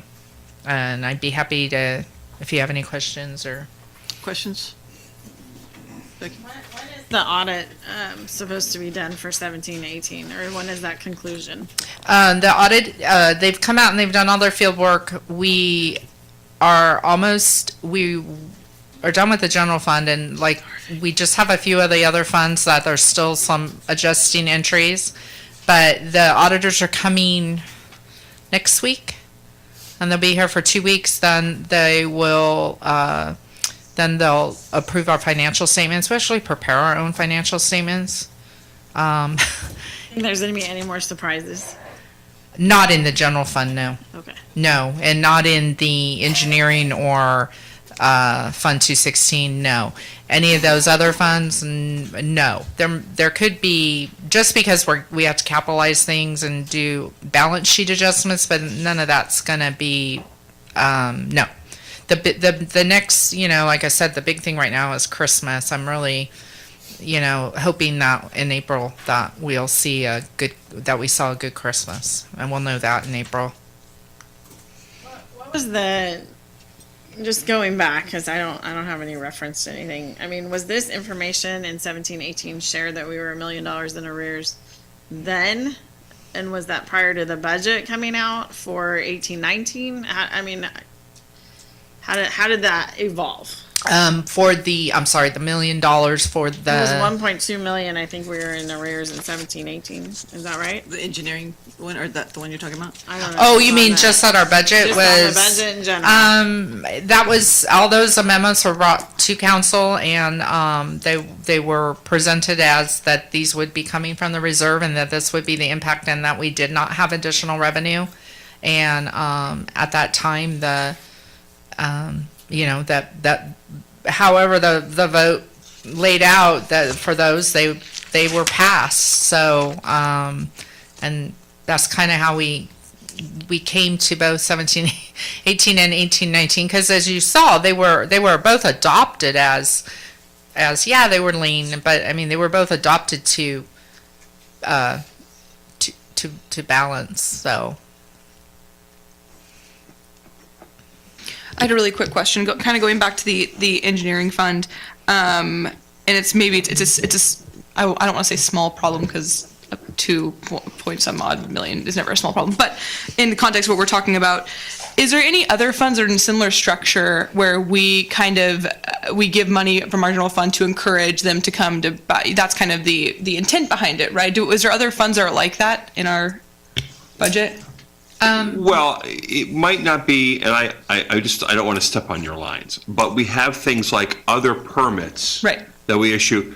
So, for example, we got one right now that's going to be discussed, not tonight, but another time, is the water softener permit, right? We charge a permit fee of $470 some odd dollars for the permit to do the inspection for the installation of a water Right. softener. Now, Nathan, I need your help on this. Is that in engineering? Okay, so we're talking about but this is important. It's a general fund department in building. No? Yes, no? No, but building's our own fund. Okay, what's the fund number on that? 405? 405, okay. So when we adopt, if we adopt any kind of abatement to that fund, we have just introduced a drain on Fund 405, which would need to be made up, and I don't know what other, we don't need to get into it in depth, but what other subsidies take place in 405. But if we are not replenishing those budgeted subsidies, then we're going to incur a deficit. Oh, and here's the extra fund part. Let's say you have a permit that we subsidize in order to encourage people to engage in that behavior, get it inspected. Exactly, right. Okay, we budgeted for 10 of them. It costs $100 to do, and we are going to offer it to the public for 50. We're going to come up with 50 out of the general fund.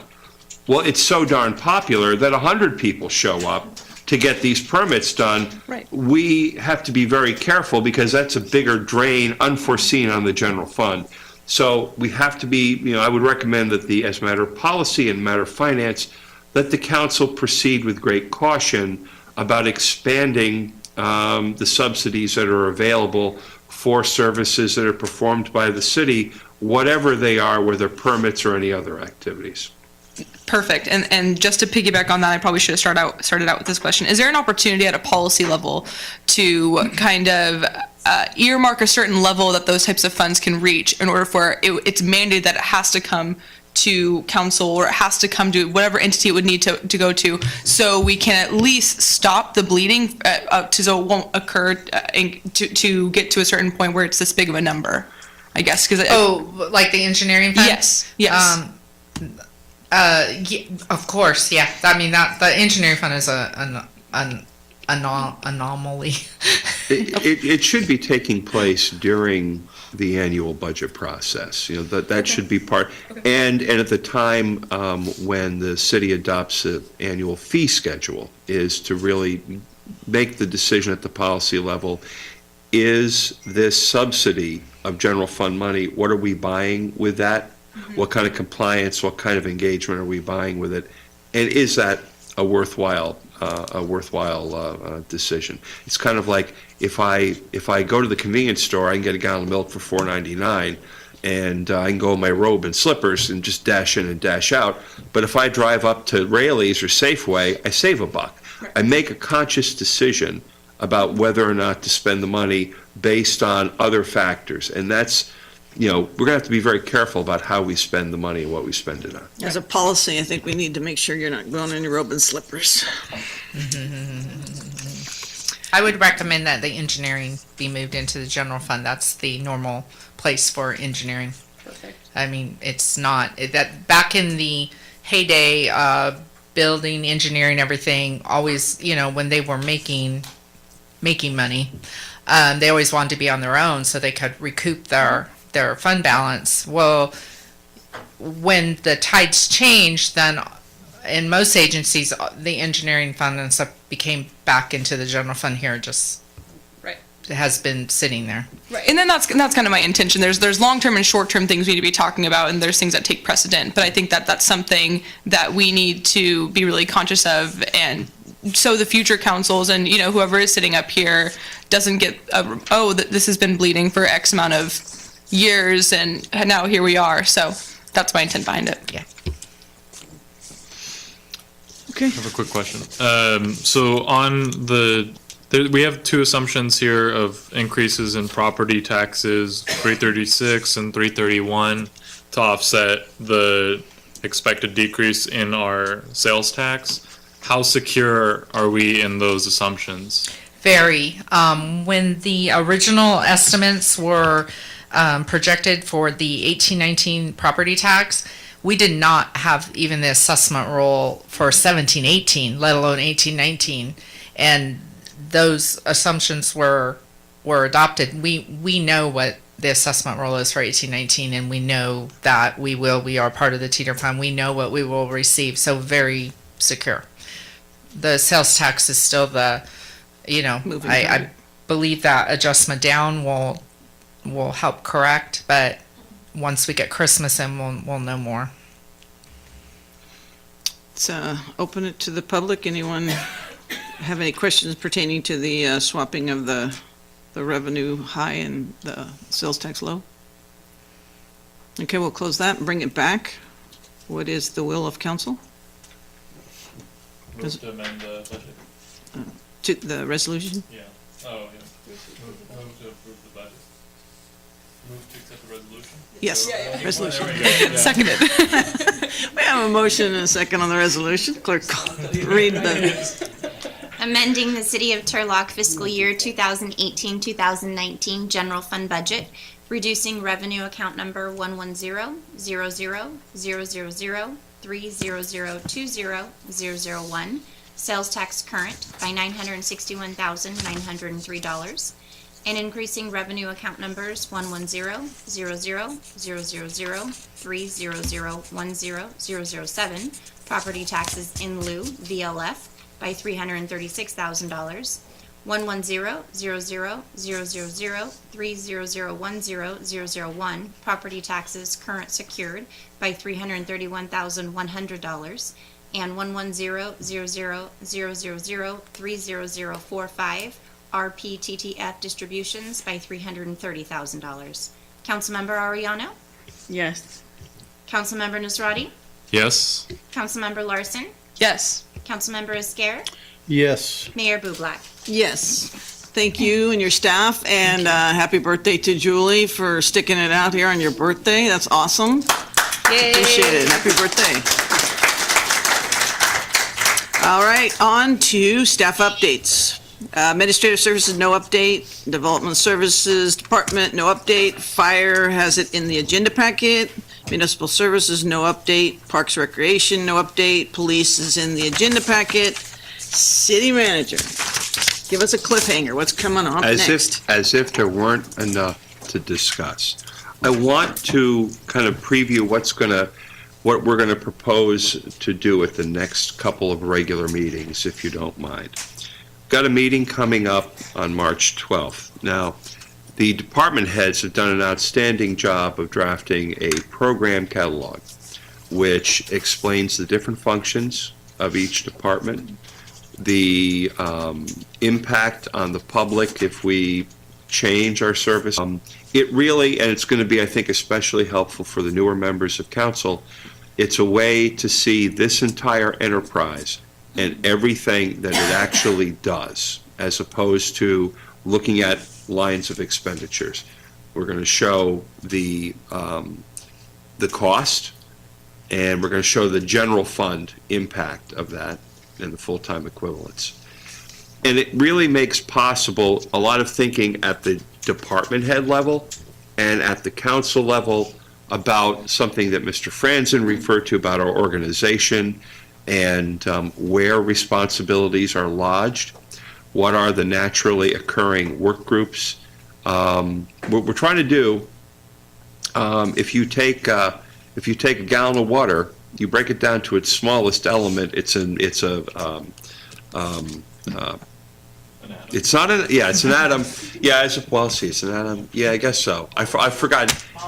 It's a molecule. Thank you. Wow. Missed it by that much. Molecules are made of atoms. But anyway, it's that structure. It's that smallest structure that retains the characteristics of the larger one. Okay, and if we have our operations and our departments presented in that manner, we have the ability to take a much more meaningful look at what we do, how we do it, and who does what with what.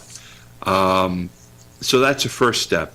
Department heads are going to get their drafts back. We'll talk about them. We're going to bring it to you next week to digest over the next couple of weeks if there's any questions. And of course, we'll put it out to the public. I think the important thing is also discovering the nature of what we do, in the sense of how much latitude do we have to decide for ourselves, and how much of our $42 million general fund budget is essentially already spoken for and not amenable to change here. So that's item number one.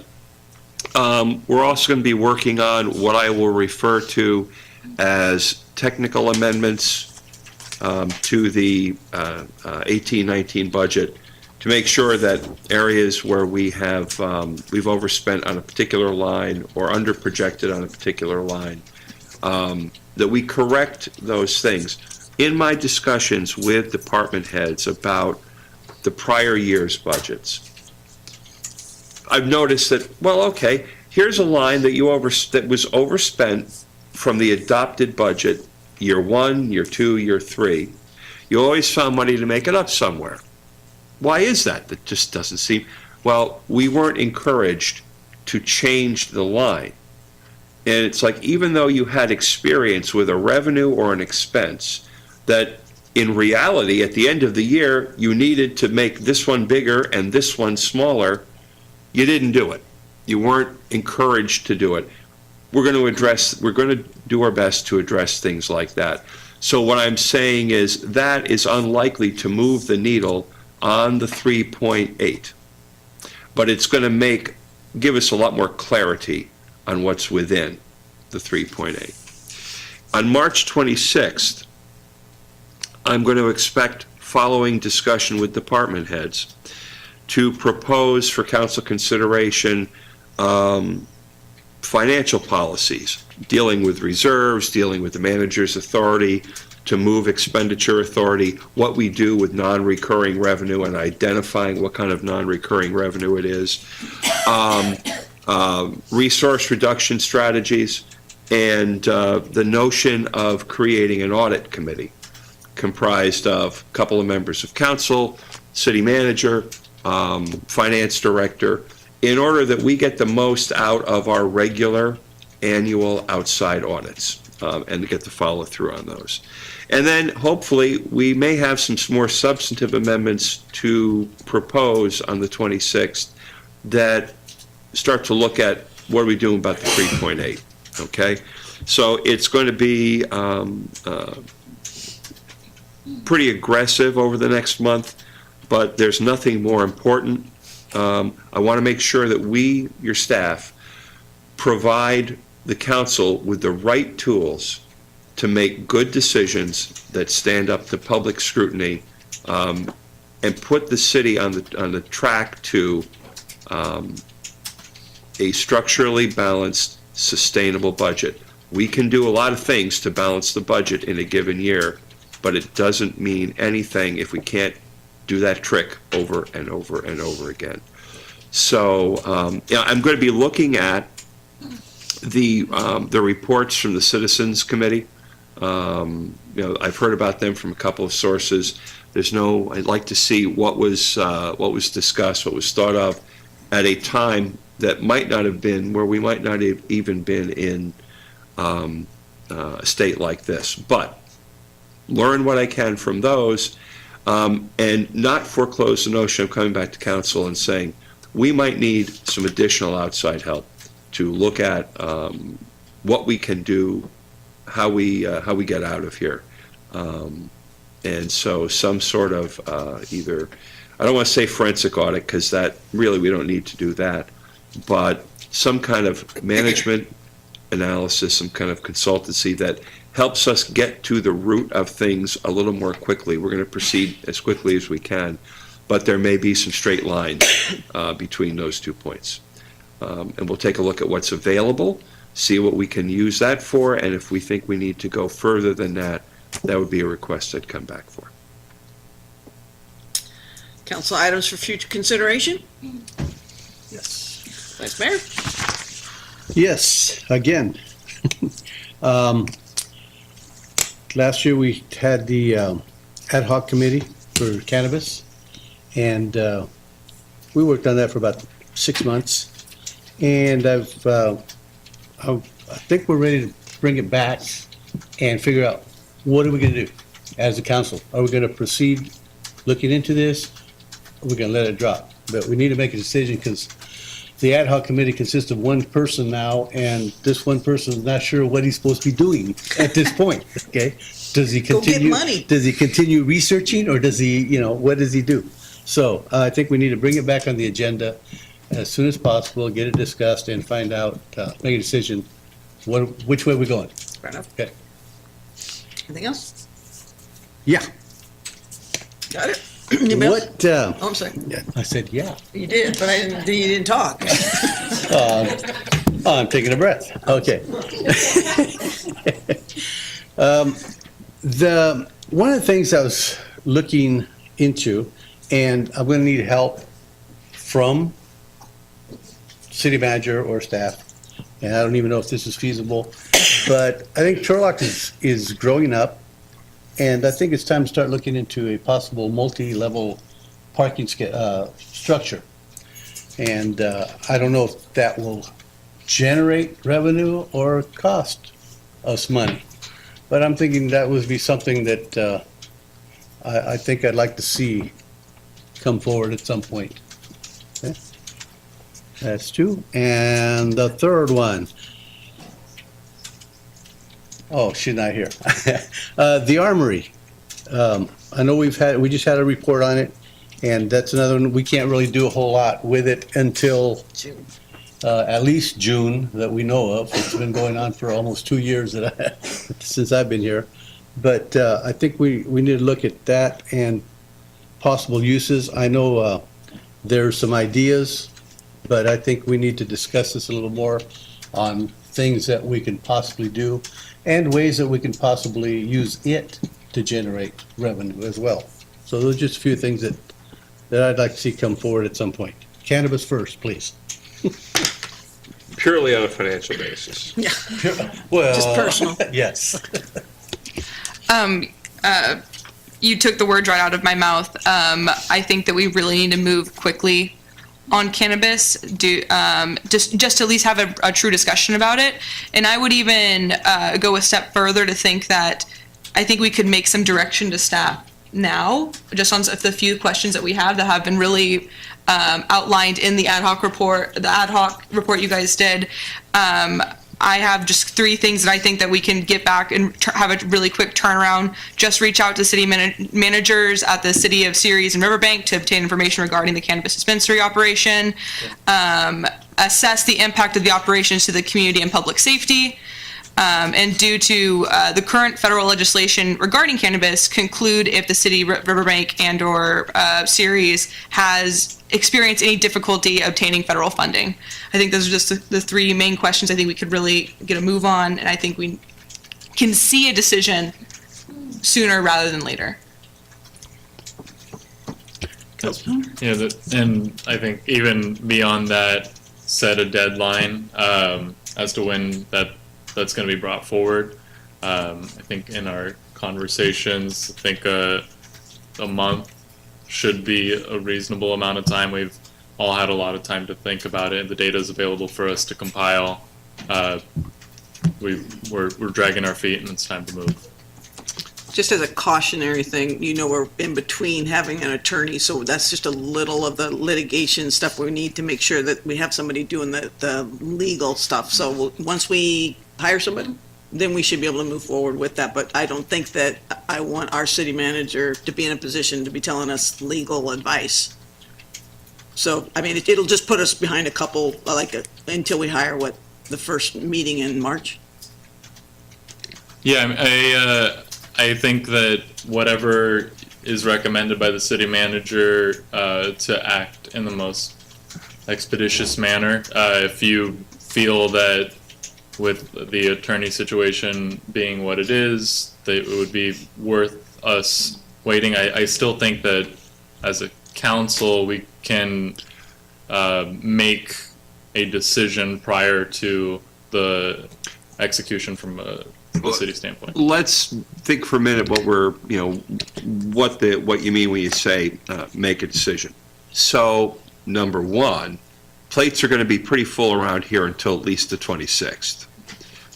And I don't want that to become a reason not to pursue something which could have an impact on revenue. But, and I accept what the mayor is saying about the looking for legal justifications and arguments and consequences. But can your city manager get a hold of his counterparts in Ceres and Riverbank and say, hey, how's it going? You know, to get a general read, would you do it again?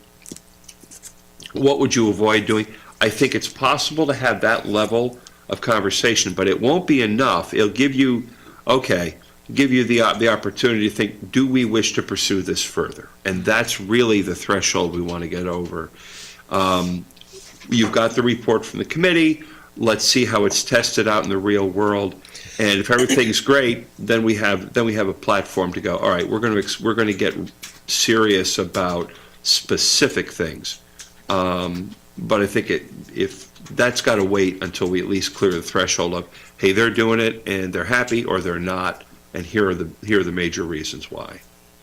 So following this initial discussion, we would advise as to a desired policy decision, and then we would draft policy? Is that what you're... Yeah, well, let me put it this way. I would make a recommendation about whether this is something that there are obstacles to in the real world. You still need to decide, yes, Bob, we want to pursue this. We want to prepare a policy. We want to really set that in motion. But what I'm looking at here is, are there any reasons not to do it?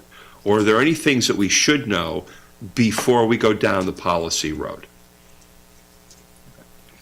And does that look like, just to be, with our logistics, be very clear, does that look like coming back to a meeting with a simple, like a staff report saying in an official, motion to, yes, we want to do this, and then go into it? Yeah, but the motion would not be for a specific policy, but a motion to take these steps that are necessary to have a policy discussion and adopt. That would be, without having much dialogue about it, because I'm sure Sky's getting a little nervous, essentially that would then parallel with the incoming attorney so that we can make sure we have our policy written one way or another. Right. So we got that. You know what you're doing, Mr. Lawton? I got that, Got it. yeah. And so was there some further comment. So first off, I wanted to start off by acknowledging the State of the City letter that was put out and some of the follow through on some of the campaign promises associated with what you've made a priority for this council. Some of the votes that we did early on, putting power back into the city manager's hands, and really speaks to, I think, our council's desire to follow through on our campaign promises, the things that we wanted to do. So now I'm really looking at the next steps of some of these other big ones that we've all made promises. What are we going to be doing to actually follow through on them? I think the first step I would like to see on the issues related to the water project is go beyond just having criticisms of spending, but actually putting together a committee that has the citizens and any, likely yourself or whatever staff needs to be involved to fully flesh out a comprehensive understanding of how we are going to be moving forward, so that when the time comes and another agenda item is presented before us related to this spending, we have done our due diligence ahead of time, and that we know that the investments that we're making are in line with following through the promise of spending their dollars as wisely as we can. That's on the water topic. That's something that I would like to see moved forward. If there is that maybe general interest of the council to move. I think there's two particular things. And also on the budget side, I know we had a citizens committee put together.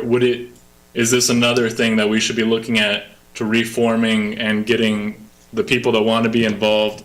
I know Brad loves to talk about it. Maybe he'll get involved in really help make sure that these tough decisions that we're going to have to make in the coming months are done with the full buy-in of our community, and that they are given an adequate opportunity to really help shape the decision, and that we're following suit with what their desire is. So two committees, I believe, that would be worthwhile. Mr. City Manager, do you want to address the second portion of that with the because I think you want to look at what the 2005 group did first before you, Yeah, I'd like to take the third portion of that question first, and Oh, I'll go in for the daily double. okay? I'll take the audio daily double. So with respect to ways to address the financial situation, before doing anything else, I'd like to review the work that was already done. I've been advised about it by a member of council. Mr. Franson has referred to it. So it's certainly worth taking it up and seeing, did they do it? And that solution is no longer available to us, or did we do something and we forgot and we fell into bad habits? So that's worth a hard look, and certainly worth doing before we reach outside for anything. And I will say that when I sit at the table with our department heads, I feel like we've got the answers to the problems that we're facing. We just need to make sure to listen to them. With regard, if I may, with regard to the water, the only thing I would offer is we'll have a much closer bead, so to speak, on the situation once the bids come back for construction of the facility. That's where the numbers get real. That's where you're able to take a look at what the true rather than assumed impact on the water rates are going to be.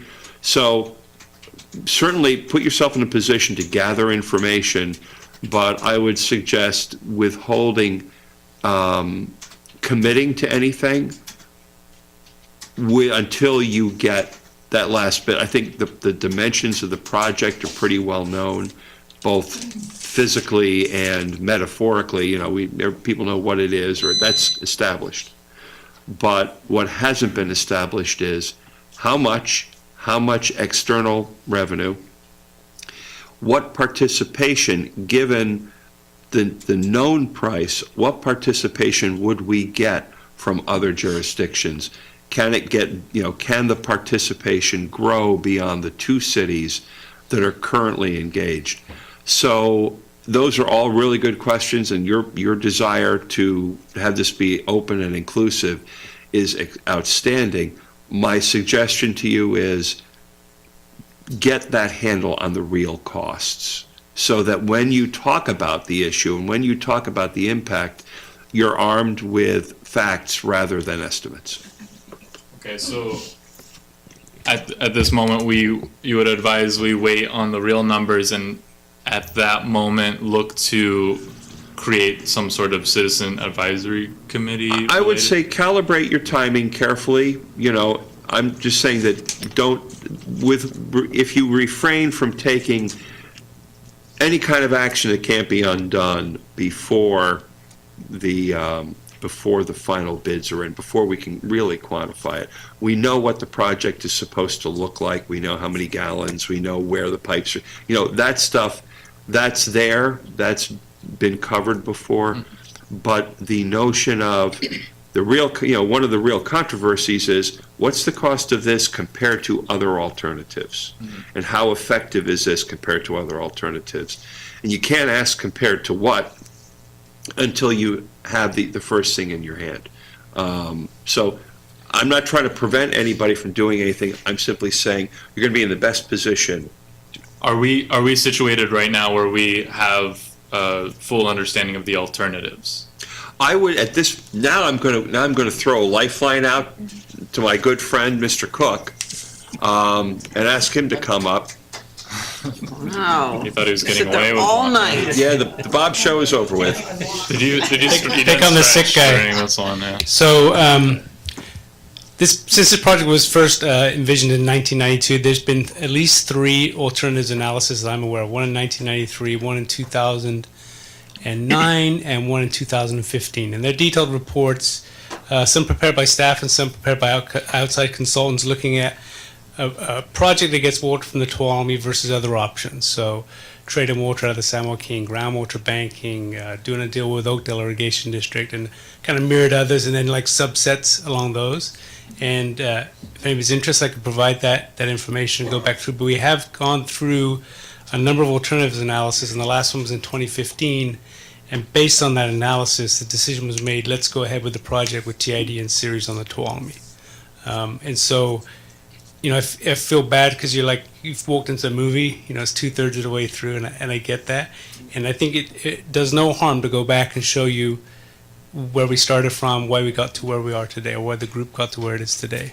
And just trust that I'm behind the scenes, I'm looking at other alternatives and finding costs and reaching out with other people so that when we have that number, I'm going to be able to say, okay, so this and this, what do all of you want? And then we can have that big meeting that you'd like and bring in everybody, because I want everybody to know, here's all the options and this is the ratepayers that we're representing, what do they want? So it may be that number's going to come in beautifully, and it may be that other alternatives that I'm looking at come differently. I just want to, this is not an item on the agenda, so the Brown Act allows some allowance for discussing items that are not on the agenda, but it is supposed to be limited. Well, we're not discussing the item itself, we're discussing discussing how we're going to react to it. I have made that argument, but not everybody, I agree, but not everybody agrees. We all agree. I'm done with that. But Okay. as you know, I talk a lot. No. Sometimes. Another thing I want to take the next step on. I had requested some sort of proposal related to addressing the veterans' homelessness in our city.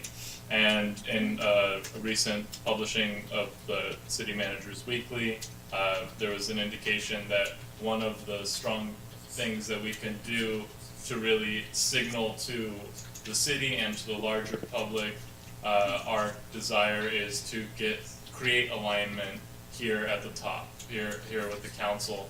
So I was hoping that maybe we can work towards drafting whatever this is going to be, this proposal, and bring it forward for the council with maybe I think Marion would likely be the person to help structure that.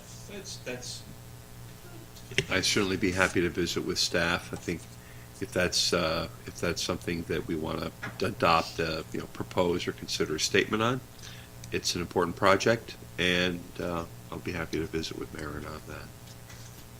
And I'm not mic'd anymore. The last thing here, this is for council comments generally. Do you have any more items for future consideration? Council I just wanted to communicate where we are with the subcommittee group on housing related to the homeless work. I've been working to structure how this agenda is going to be put forward and what our strategies are going to be to really move this conversation forward. I will be, I was hoping that we could maybe work with the city and actually create somewhere on the website where people that have interest in getting involved in these meetings can give us some indication as to what the desired time and meeting what's the best time for getting the maximum community involvement, and really beyond just me posting something on Facebook, how are we messaging this effort to the press, to everyone, so that they can know these are the things that Turlock is doing. We want you there at the table when we're having these conversations. I think that's a great approach, and we open that up to each of the 4 committees, each of the members of council, and I'll be happy to work with you all to find out how do you wish to be contacted, that kind of thing.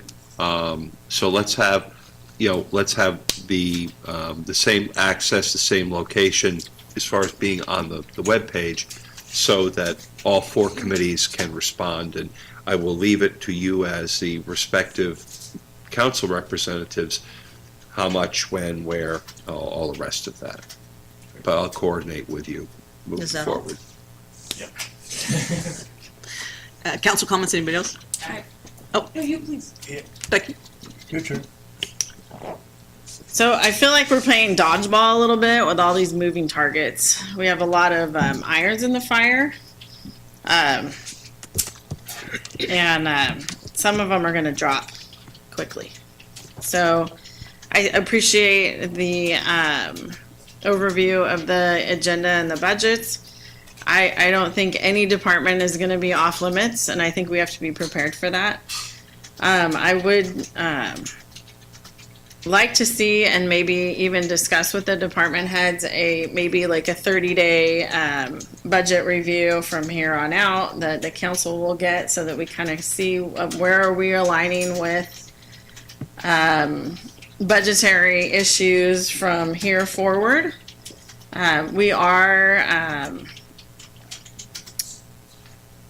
We are beholden to our customers, and that's why we're up here.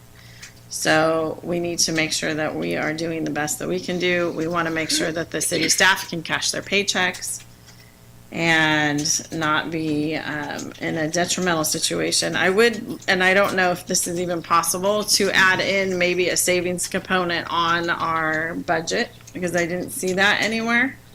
And I know that it's been done in other cities, and that means the cuts will be even deeper. But if we're going to rip off the Band-Aid, then we need to do it quickly.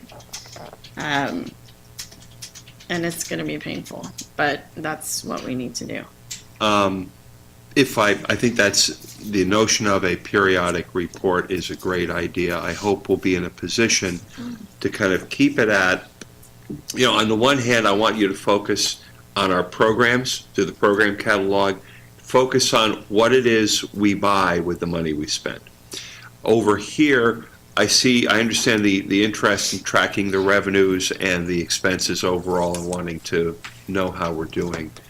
And if we can keep that like at the department level, I don't know that it's going to be everybody's best use of everybody's time to get down to the line item level with a 200-page report and talking about how much gas and oil versus tires versus other line item expenses.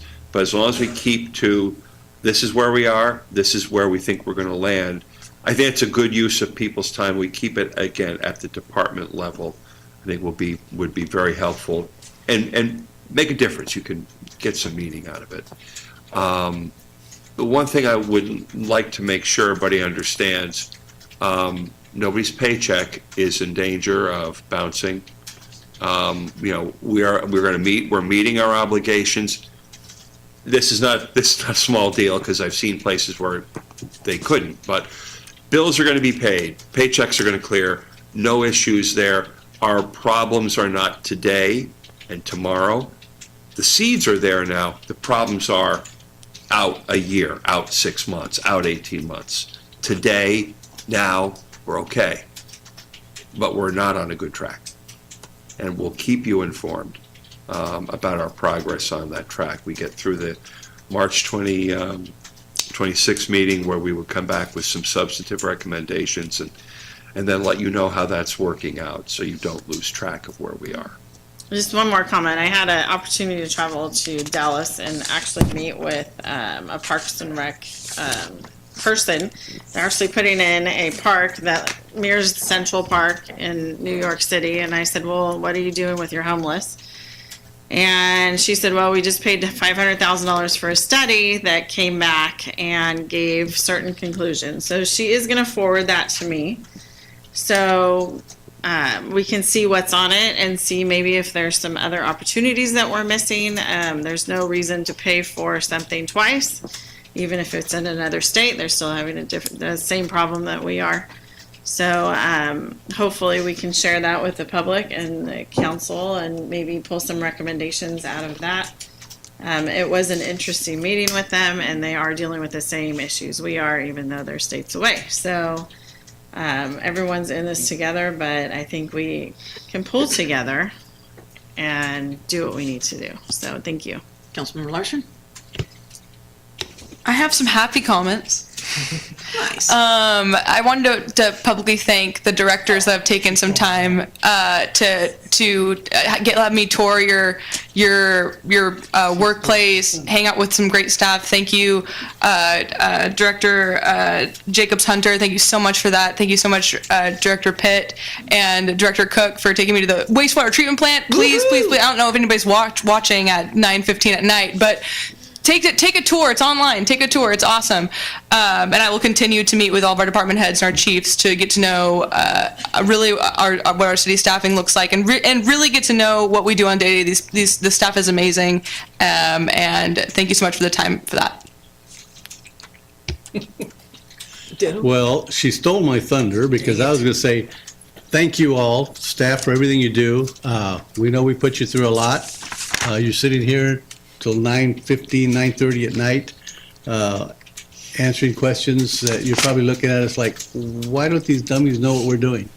And I understand that, and I appreciate your patience and your help in answering all the questions that we have, because we throw them at you constantly, not just at these meetings. And I can't be quite as enthusiastic as you are, because I'm like 30 years older. Hey, we're not going to talk age. Sky's getting nervous. But I just want to say thank you, and thank you all for being here, because it shows that people out here, you care about what's going on in Turlock, and I appreciate that, because it gives me a reason to want to be up here. Because if people out there don't care, we might start to slack off. And I don't want to be up here slacking off. I don't think anybody else does. So I appreciate all of you being up here. And if there's anybody watching, go to bed. And finally, I just want to say that it's important that we let our employees and our council and the community know how much the financial issue is. That we need to be very transparent with this and not talk about what ifs. And if we think we're okay, we need to be totally honest with you, because the only way to get through this is to share the truth with it. We also need to address our employee pension and our health care issues. I mean, these are things that we don't like to talk about, but we're going to have to, and we really need to focus on economic development. It's going to be the only way in the future we get past this. And finally, I believe, I'm not going to put you on the spot completely, but I think we're going to go with a revenue workshop somewhere around. Probably around the 26th of March. I mean, for Kelly, who's done so much already on revenue, we're going to be, it's going to be old wine in new skins. But we have some new options that have kind of come up tonight, and so we'll be covering that. I don't know if we're going to have, vote on this tonight. I doubt we're going to be there. Right. But it's going to be a chance for us, having established the expense side on the 12th and on the 26th. I think we need to address that before we start turning right to revenue. And I would suggest that all of us are willing to do a full-on special meeting for viable revenue at some point too, in the future. So we'll get there. Closed session. Sky, what do you got? There are two closed sessions on your agenda tonight. One is regarding public employee appointment for the position of city attorney. The other is a conference with labor negotiators. The city council's negotiator is Mayor Bublak, and the position with which which is an unrepresented employee position that she will be negotiating with, is the position of city attorney. And for the record, I won't be participating in either of these closed sessions. Just wanted to Don't brag. make sure. Motion to adjourn. So moved. And a second.